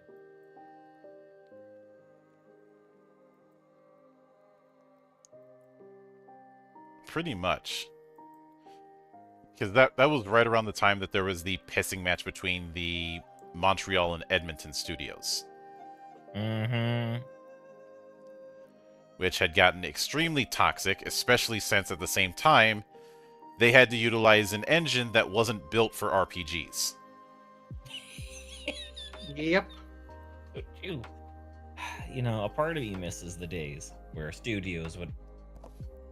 Like, if they wouldn't have their own engines, they would have, like, publisher engines. But instead, now everyone just uses Unreal. Which, I get that, but I also understand why a lot of people use Unreal or Unity or Default. And don't get me wrong, as, like, if I was Epic, I would have done the same thing with my engine. Just went and gave my engine out for free for college students and professors. Because the big problem with having your own proprietary engine is when you try to hire people, you have to, even no matter what their experience is, you have to train them on that engine. Literally what happened with Halo Infinite. Yep. It's like it's a great engine. It's just instead of like keeping people around, they just kept hiring contract employees. So every time the contract like didn't get renewed, you lost somebody and you pull somebody else in that have no idea of how the engine works. Which means you got to. The issue is not necessarily do you have the money to do that training, but more of that training is going to take time that they're not helping develop your game.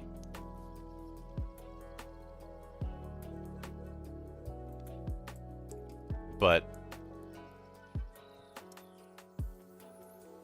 with that said, I do think I mentioned this before, but I do think that this is as good a time as any to look back at the way Clive uses the different eidolons and what what other classes can be leaned into as far as the abilities that he uses from them?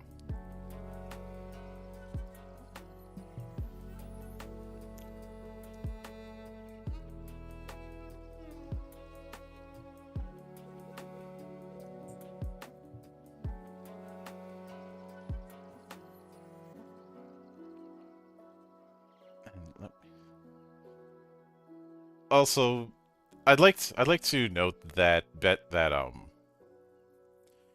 his voice actor Ben Starr is a fucking meme lord. Give me a minute. I don't know the name on top of my head. Especially given that ad that he did during the anniversary the anniversary sale that Square was doing.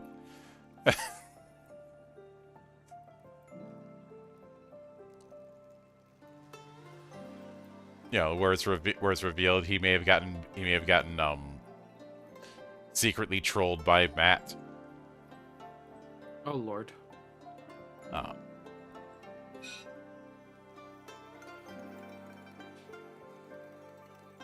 let me see. So wait, what's the name of the voice actor again? Ben Starr, spelled with the star spelled with 2 R's. I got it for you right here. I'm in too many windows.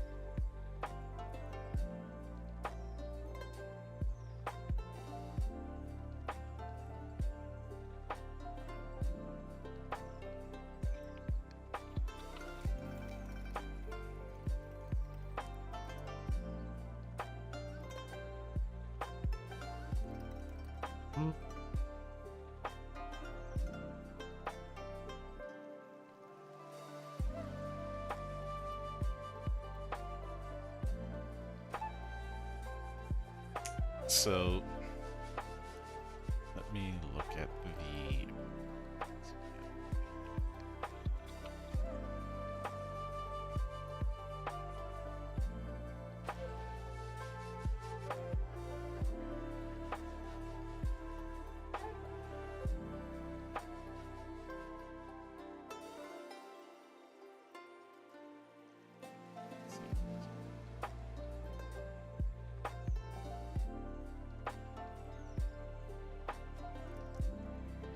Titan, Garuda.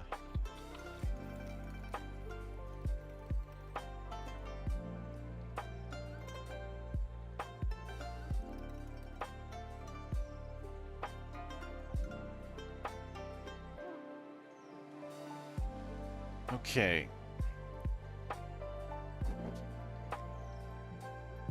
So who are we doing next? Next is figuring out what sort of like class elements could be brought in with the way Clive uses the icons. Right. Right.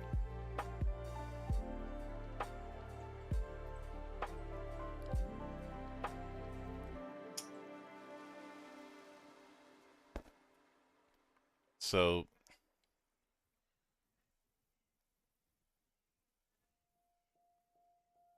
with Phoenix, I don't think any class abilities would really fit.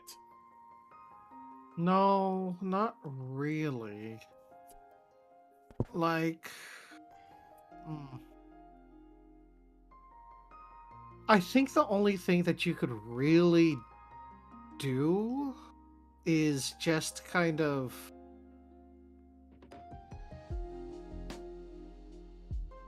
change the summon for yokai and in order to...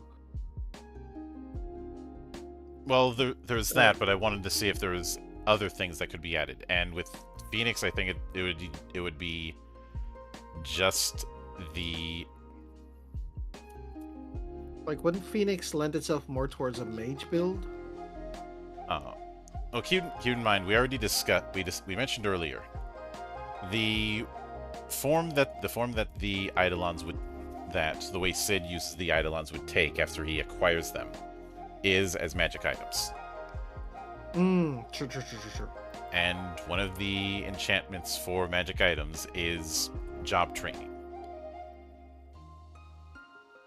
So What does the Phoenix actually give him?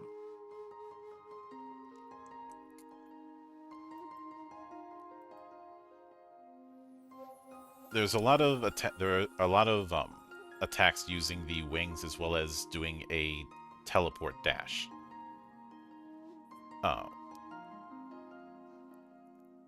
course, there's also heat wave, which is a ranged attack that can be used as a counter. Hmm. So we said previously that he is a weapon master, a yokai, and yeah, what was the third one? Magic Knight. Magic Knight. But keep in mind, if we're doing the different Eidolons as magic items for Clive, his job setup isn't relevant. No. I'm just trying to think of something. So, if you wanted to lean in on the teleportation strike, then the first thing that comes to mind is the King's Glaive Warp Strike, right? Yeah. If you wanted to... Oh, go ahead. The attacks with the wings, I don't really have anything that is equivalent to that. A lot of that would just be descriptive. Mm-hmm. So I'd...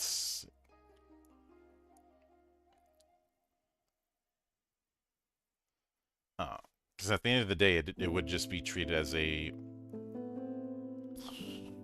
weapon attack. So...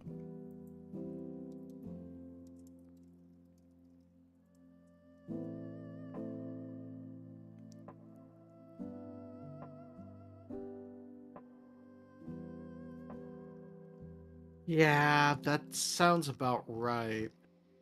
Like, it's not like you can really do the heat wave unless it's just like an illusion spell of some kind, but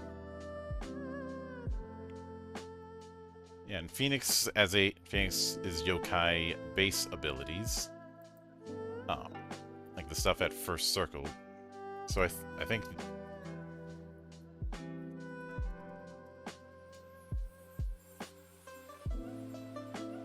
Avatar of Phoenix would be one ability. And yeah, Warp Strike would be the other. mm-hmm. I think that would be about it. So that's what. And the big thing with Warp Strike is just being able to attack without having to worry about what your weapon's normal range is. Mm-hmm. Let's see, with Ifrit we can pretty much drop because that's just the base stuff that you're already gonna get. Yes. With Shiva, come on, be nice to me, browser. Browser says no. The browser is like, oh hey, you need me right now during your show? Well, this isn't gonna work for you. Mm-hmm. But obviously, the first job feature for Shiva is the Avatar of Shiva feature. Mm-hmm. Mm-hmm. Which makes sense.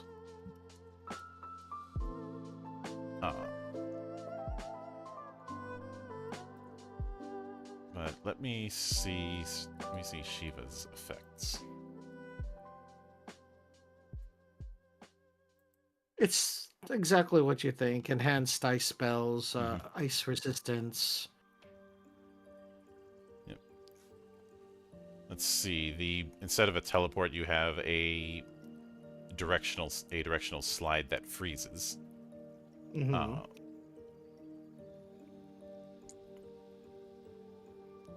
The Iceman cometh. Mm-hmm.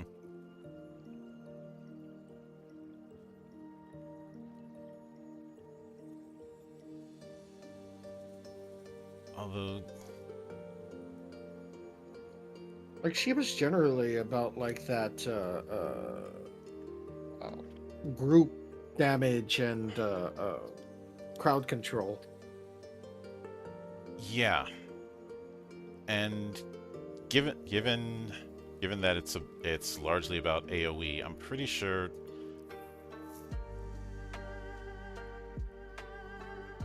I have something to that.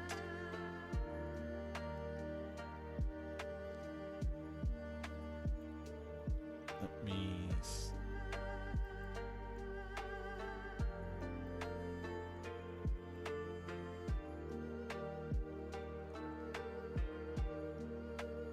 Let me see here. No, I have the inverse with Black Mage's Primal Collapse. Mm-hmm.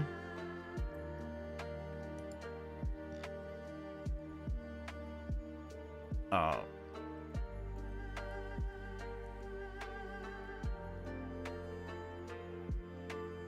let's see.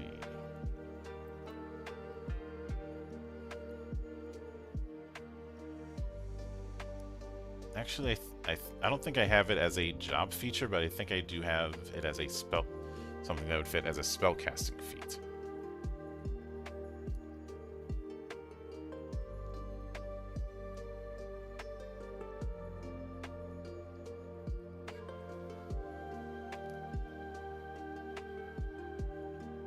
Yes, I do.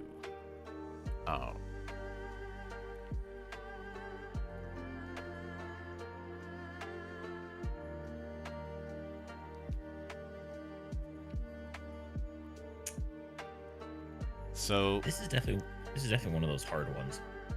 mhm.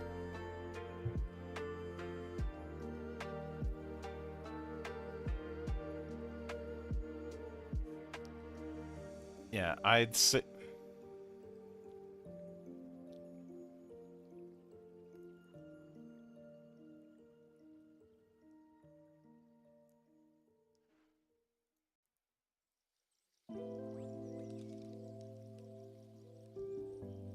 All right, I take that back. I thought I had something that would fit that kind of enhanced AoE.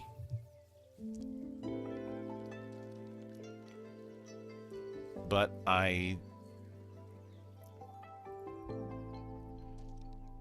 you know what? I think the better approach would be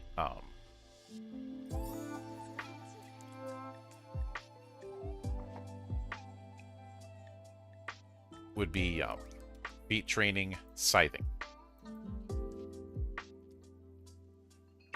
Fighting? Yeah, the scything has it that you make an attack action with a -5 penalty. This is rolled against the physical defense or magical defense, depending on meta type, of 1 plus 1d3 targets in one row. Okay.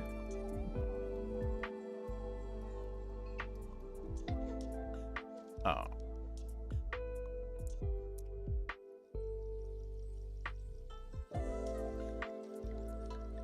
So when it comes to Titan, this is going to be an easier one.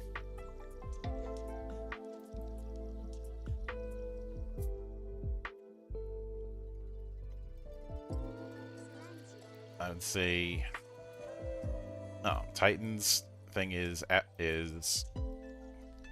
obviously Avatar of Titan. Obviously. Mm-hmm. Mm-hmm.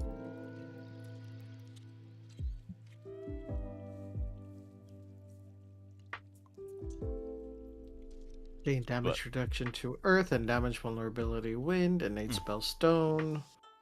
Yep. But I would say this is one that can get some degree of job training. In this case, from Sentinel. Hmm.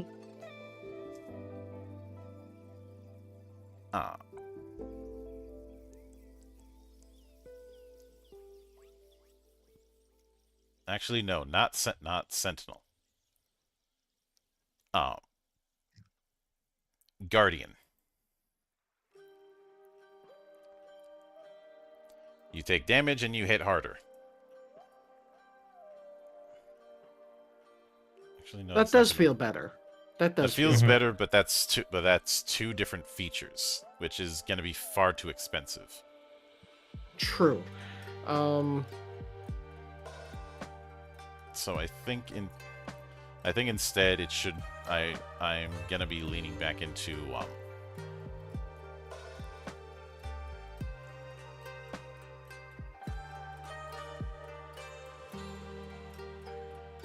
see, I could go with Fencer, but Clive already has Fencer.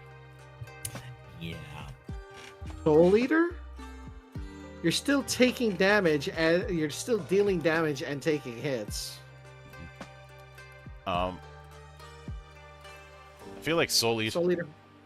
Yeah. Yeah, I can go with that. Because it's like it's a compounded version of what the Guardian does. It's still very different, Mhm. and you are like forcibly taking a set amount of damage as opposed to soaking in hits from a source. So as far as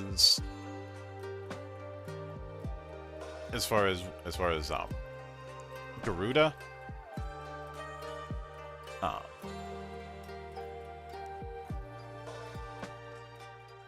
Garuda is very much a counter hitter with some of their effects, and also just being very good in the air.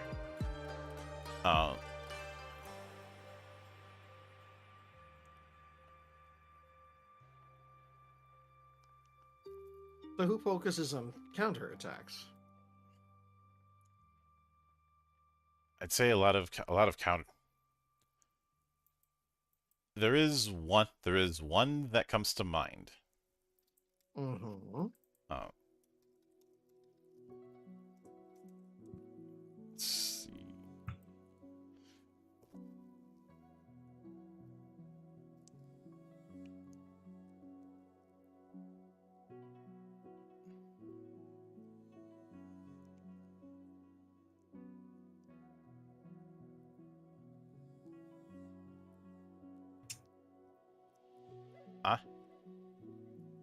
Huh? So Fencer can certainly lean into it, but Okay.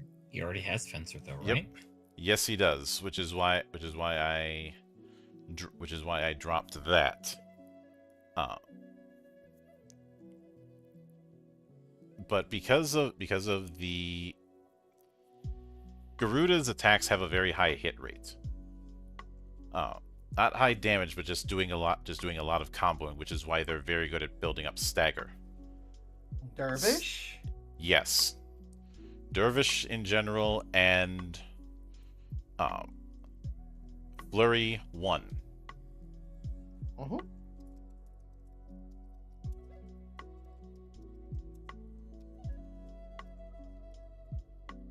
Sounds good. Sounds good. So with Ramu, if I'm being honest, Ramu's gameplay style isn't far removed from Shotlock. Cast big spell. Boom. All right, job's done. Mm-hmm. Let's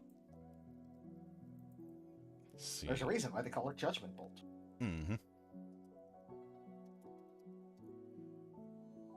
So, in fact, let me look at the way I have it for the key bearers, because they do both get Shotlock.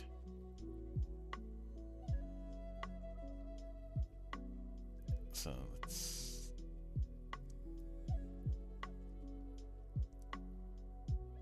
Or rather, Mastery gets Shotlock. Dawn doesn't.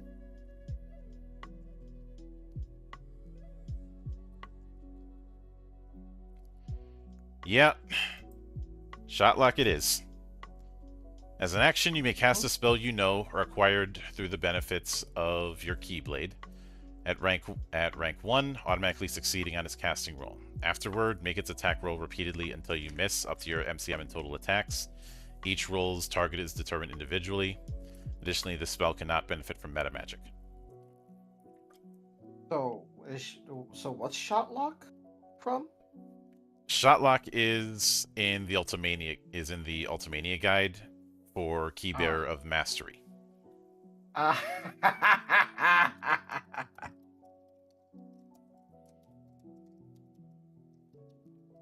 Uh,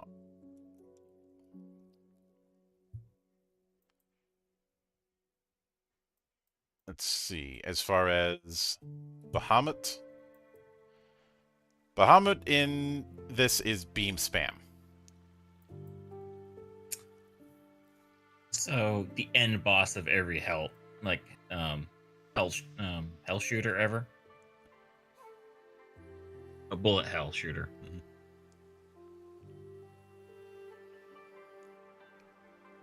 So, although given the way Wings of Light work,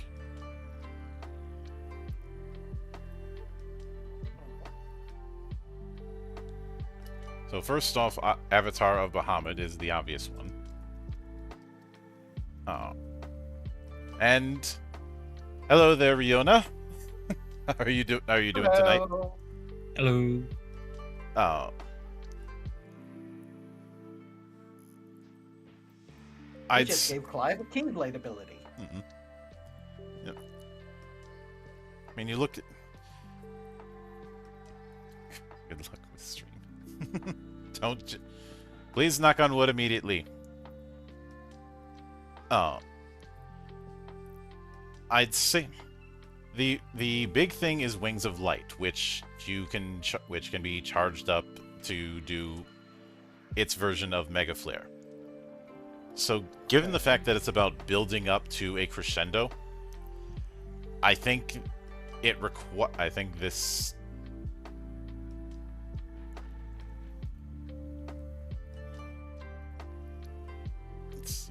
I was gonna say it would require Sword Saint, but that has the problem I mentioned before of requiring too many things. Dynamo? No, that would require too many things as well.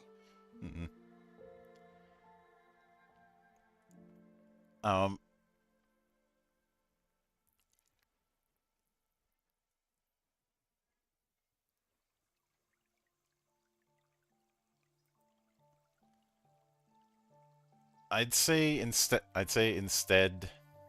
Oh. This is one instance where we would go with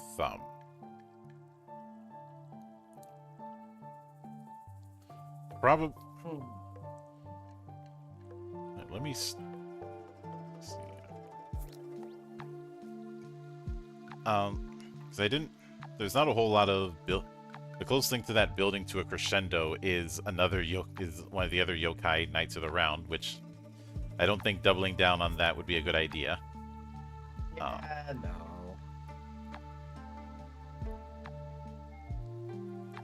So, what lends itself well to beam spam? I mean, spell. You know what? Let's go with spell chain.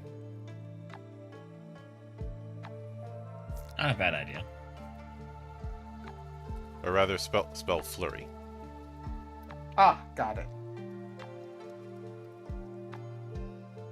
Now, as far as Odin,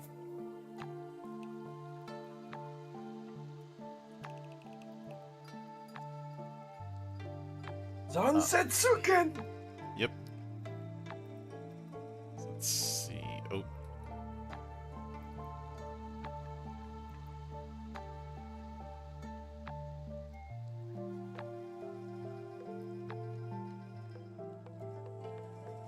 The Ice Strike?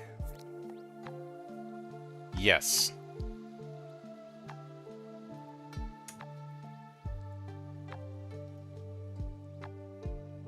Especially given that, much like both Bahamut, Odin, and Leviathan each have a charged version of one of their features.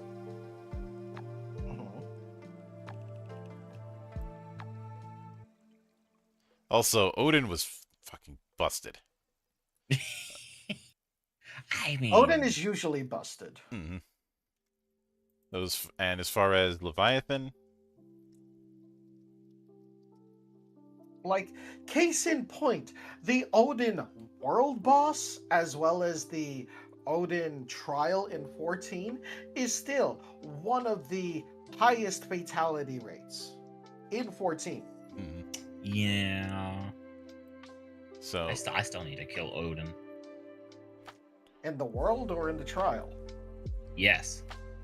So with Leviathan, this is going to be a case of instead of using a job, using a feat.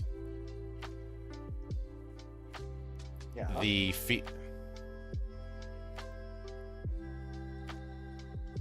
feat that I'm going with is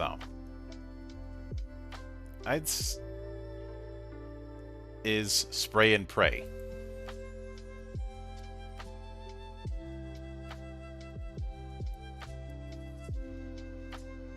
There is a lot of ranged attack DACA when it comes to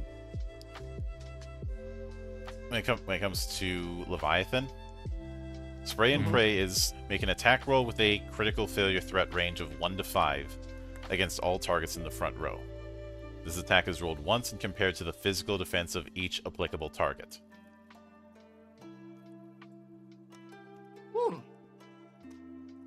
Works.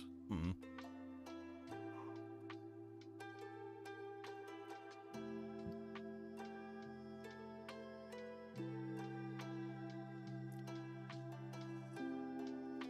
But I mean, that covers each of them. So with that in mind, all that's left to do is put it in the docs that I have all the other ones.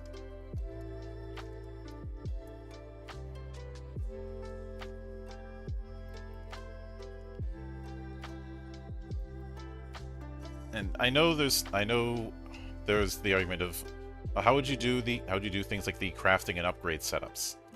I already have all that accounted for. It's already in the book.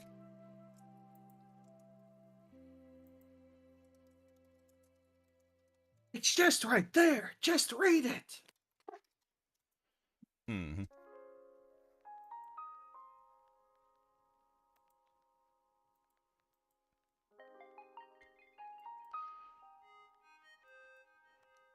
Okay, that covers that.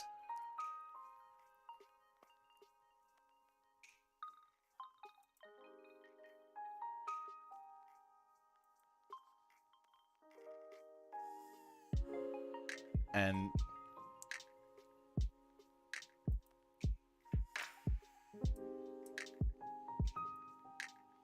okay, it looks like there was another appear and disappear in the server. Sorry, but had to take a look at that. You're fine. But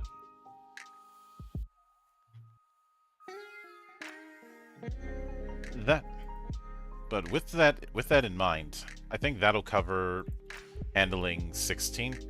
I didn't get into any of the particular weapons because, well, since a lot of them are on the same track of Greatsword, and there's not really magic item effects, I'd have to look at those individually and come up and improvise. No. Because if I don't think I'd need to do much stat-wise on the difference between a iron greatsword versus a steel greatsword, if you catch my drift. Yep. Also, I gotta use the restroom, so I'll be right back. Yeah. But when we continue this again in 2 weeks, that's where we'll start covering the spin-offs. And I think when it comes to the existing ones, let me make a note so I have that. So, Tactics Advance, and A2 are going to be their own episode. While you stand by, we're not quite done yet.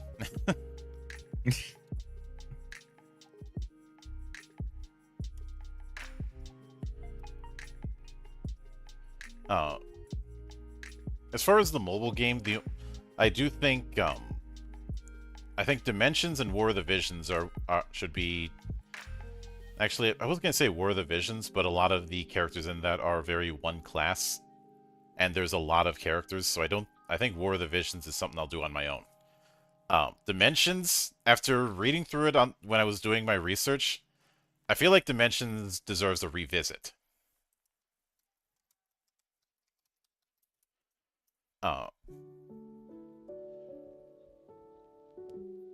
But Stranger of Paradise, what do you think? Does that deserve its own spot or no? Because honestly, I'm 50-50 on it.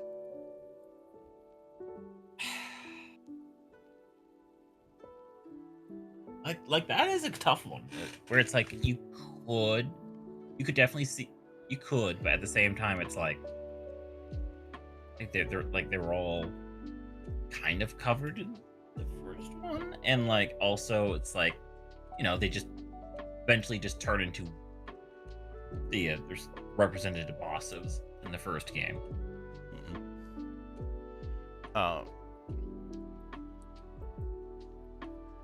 Let's see. As far as Crisis Core, everything that you could do in Crisis Core, we already have accounted for. Type 0, I think is one.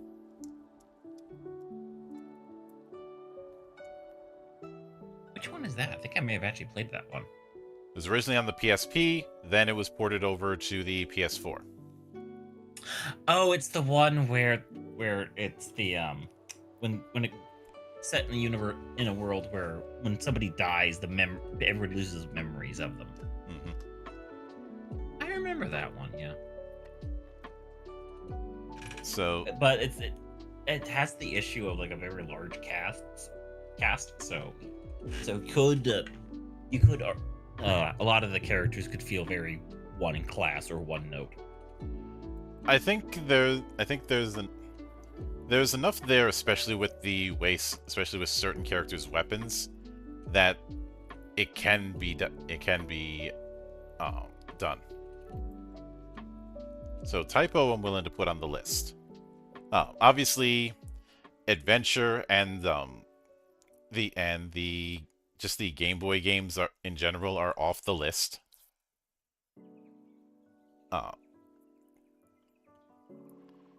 With Vagrant Story, I don't think Legend Edition is the right game for that. As I mentioned at the start of the stream.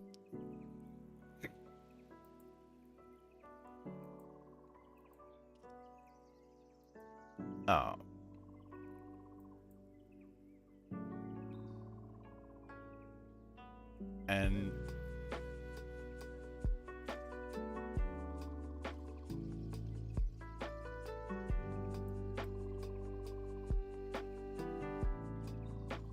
when it comes to some of the others, Dissidia is off the table. I like Dissidia, but I think Dissidia would be better served in a game that's built around fighting games. Something like Fight or Musha Shugyo. I've had that book forever, and I backed it forever ago, and I still haven't sat down and read it. I interviewed the dev of it. But trying to think if there's any others.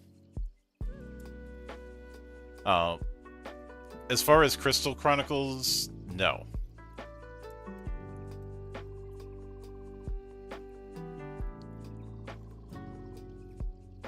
I think Crystal Chronicles is better served in its own game.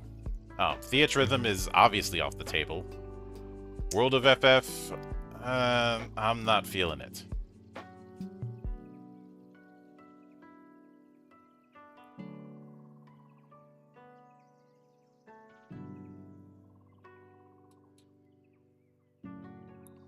Though it would be fun to take the canceled Fortress project and see if we can build a setting out of that, but we would be grasping at straws.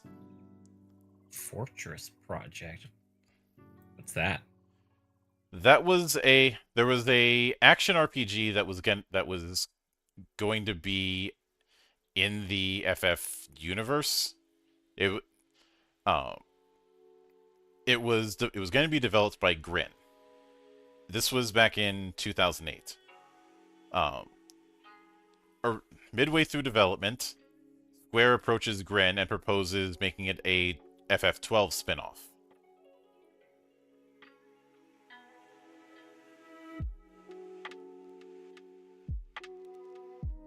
And Square apparently didn't like that it had more of a Norse art style, which that might seem a bit douchey, but if this was trying to be a spin-off of 12, I can understand why there was hesitance on that front. It's one of those things where it's like, hey, this already has a bit of an art style. Yeah, so and as far as Ever Crisis, the mobile game, I don't think that would work.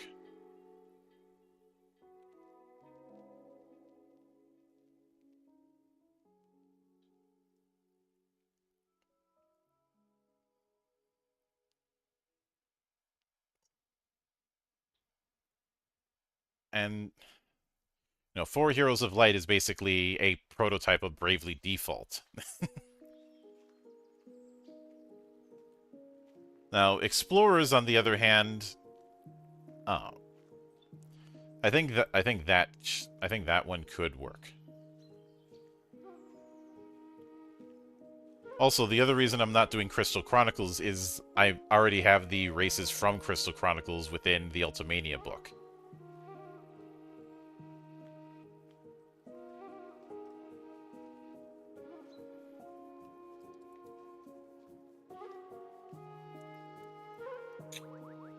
But Yeah. strange. So the 5 that. So. But I think of the ones that are remaining. With Dimensions, Type 0, and Stranger of Paradise, the more that I think about it, I'm not sure if I could do a full episode on them individually. With Dimensions. Dimensions seems to have a fair amount of potential.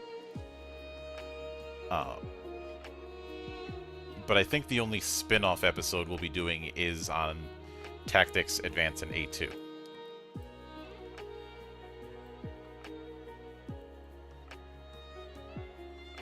That's a good list, though. Mm-hmm. So that's what we'll be doing in 2 weeks, and then after that, hopefully by then I will have enough confidence to try and do the MMOs, starting with 11. Those are going to be long. Yeah. Especially 14. Both 11 and 14 are going to be long for different reasons. Although I will note this. With 14, just so I am not playing Eternal Catch-Up, Endwalker is a hard cutoff. Everything after Endwalker, I'm not doing.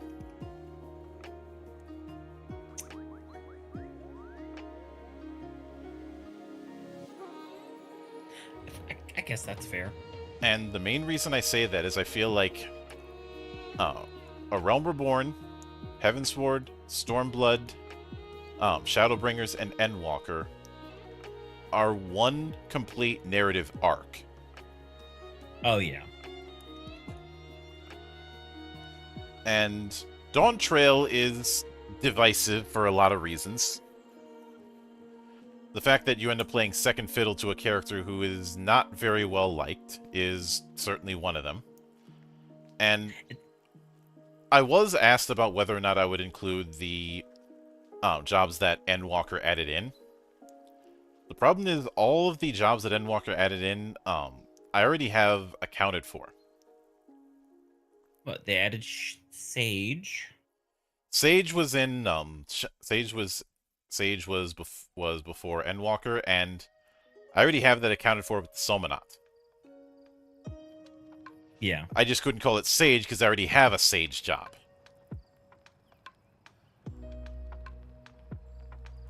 And when it comes to Viper, a lot of what Viper does could be handled with Dervish. And I didn't really build jobs around a specific weapon.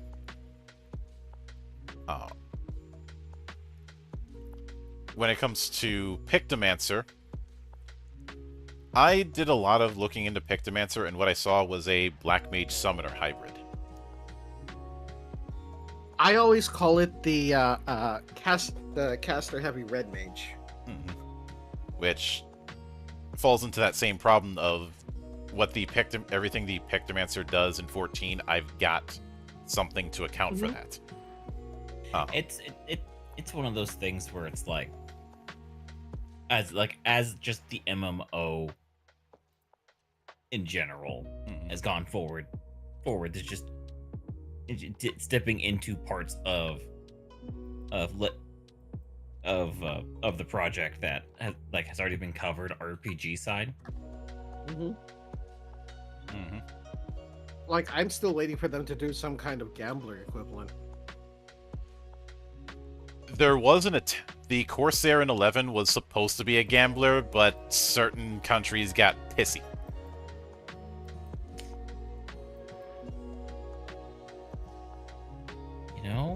You can't have gambling. You can't have gambling in your game.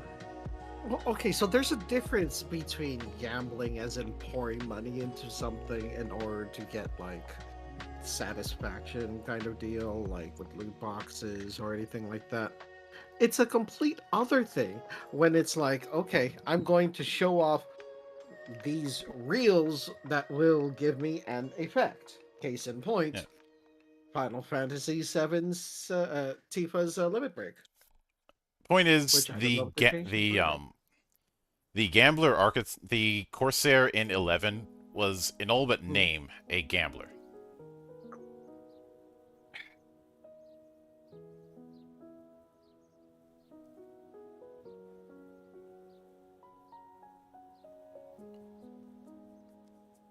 So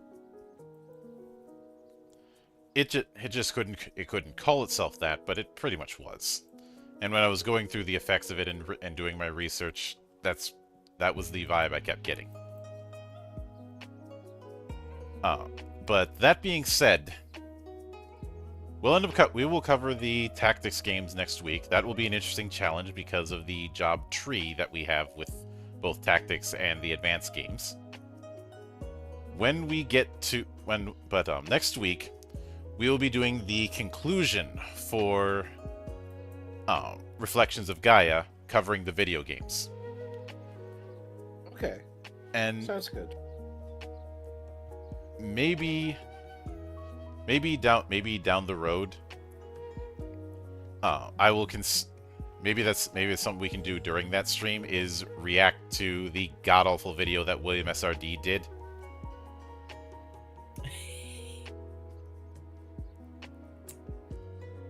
I know. Hey, I haven't seen it, but thus far, every time at some point when we covered anima, you brought up that video. So at this point, it's like I'm looking forward to it. I don't hate William SRD. I just think he needs to stay in his lane and only cover D&D content because anytime he covers anything out of that, he's completely out of his depth.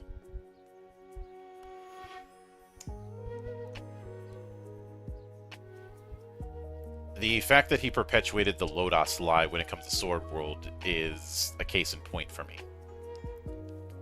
Yeah. Which, yeah, that video is on the table too to get ripped into. Well, hey, we can watch that at some point during like the Sword of World series, right? Yeah, which Sword World will be returning next month. We will after weeks of preamble, we will finally be getting into the 2.x era. And I will note this to Mugen Gaming, no matter how many times you insist otherwise, I will not be calling the barbarous Scarborn. I'm not sure if that's going to be in the final version of that, but I will reject that on principle. There's a story behind there.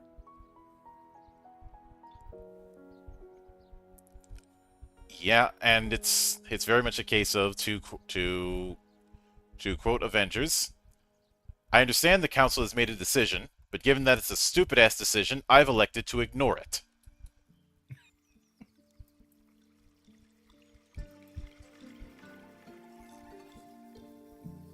And of course, there's going to be a few more things coming down the pipe. I will be talking with Mark Barron again tomorrow on his upcoming game, Shinobi Revenge. And the guy behind Festival of Fighters reached out to me not too long ago, so I'll be able to talk with him, which is fine because I've wanted to have a chat with him for a while after I discovered his mech game Beneath Twisted Earth. Mm-hmm. And on Wednesday, I will hopefully do the review with Adrian on his Animorphs game Beasts. I'm sorry, what? You heard me. Hey, that's oh, I've seen this one. The Beneath Twisted Earths. Mm-hmm. And of course, Thursday and Friday will be more of the Valley. We are actually doing a double shot of one shots. Oh. So a quadruple shot. Because on Thursday, it is going to be Mighty Heroes of Old and Inevitable, a doomed Arthurian Western. You wanted Weird West, Joe? You're getting it. What was that second one? Inevitable.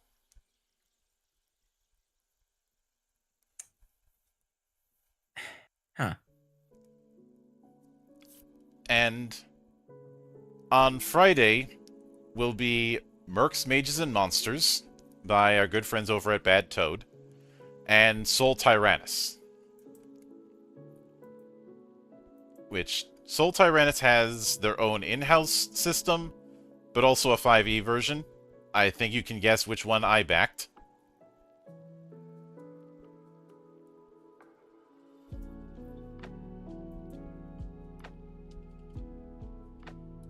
I know you're about to think of saying the 5e version A for the joke. I know you're thinking it. No, I'm reading through Beneath Twisted Earth. Mm-mm. Don't get me wrong. I wanted to, but just skimming through this real quick. I've been on a long quest to finding a decent mech game. There's plenty of decent mech games, and I'll give a few pointers later. But that will do it for this particular episode. So until then, on behalf of the good brothers present and not present, my name is Mildra. I am your gaming monk. Stay fucking frosty, everybody.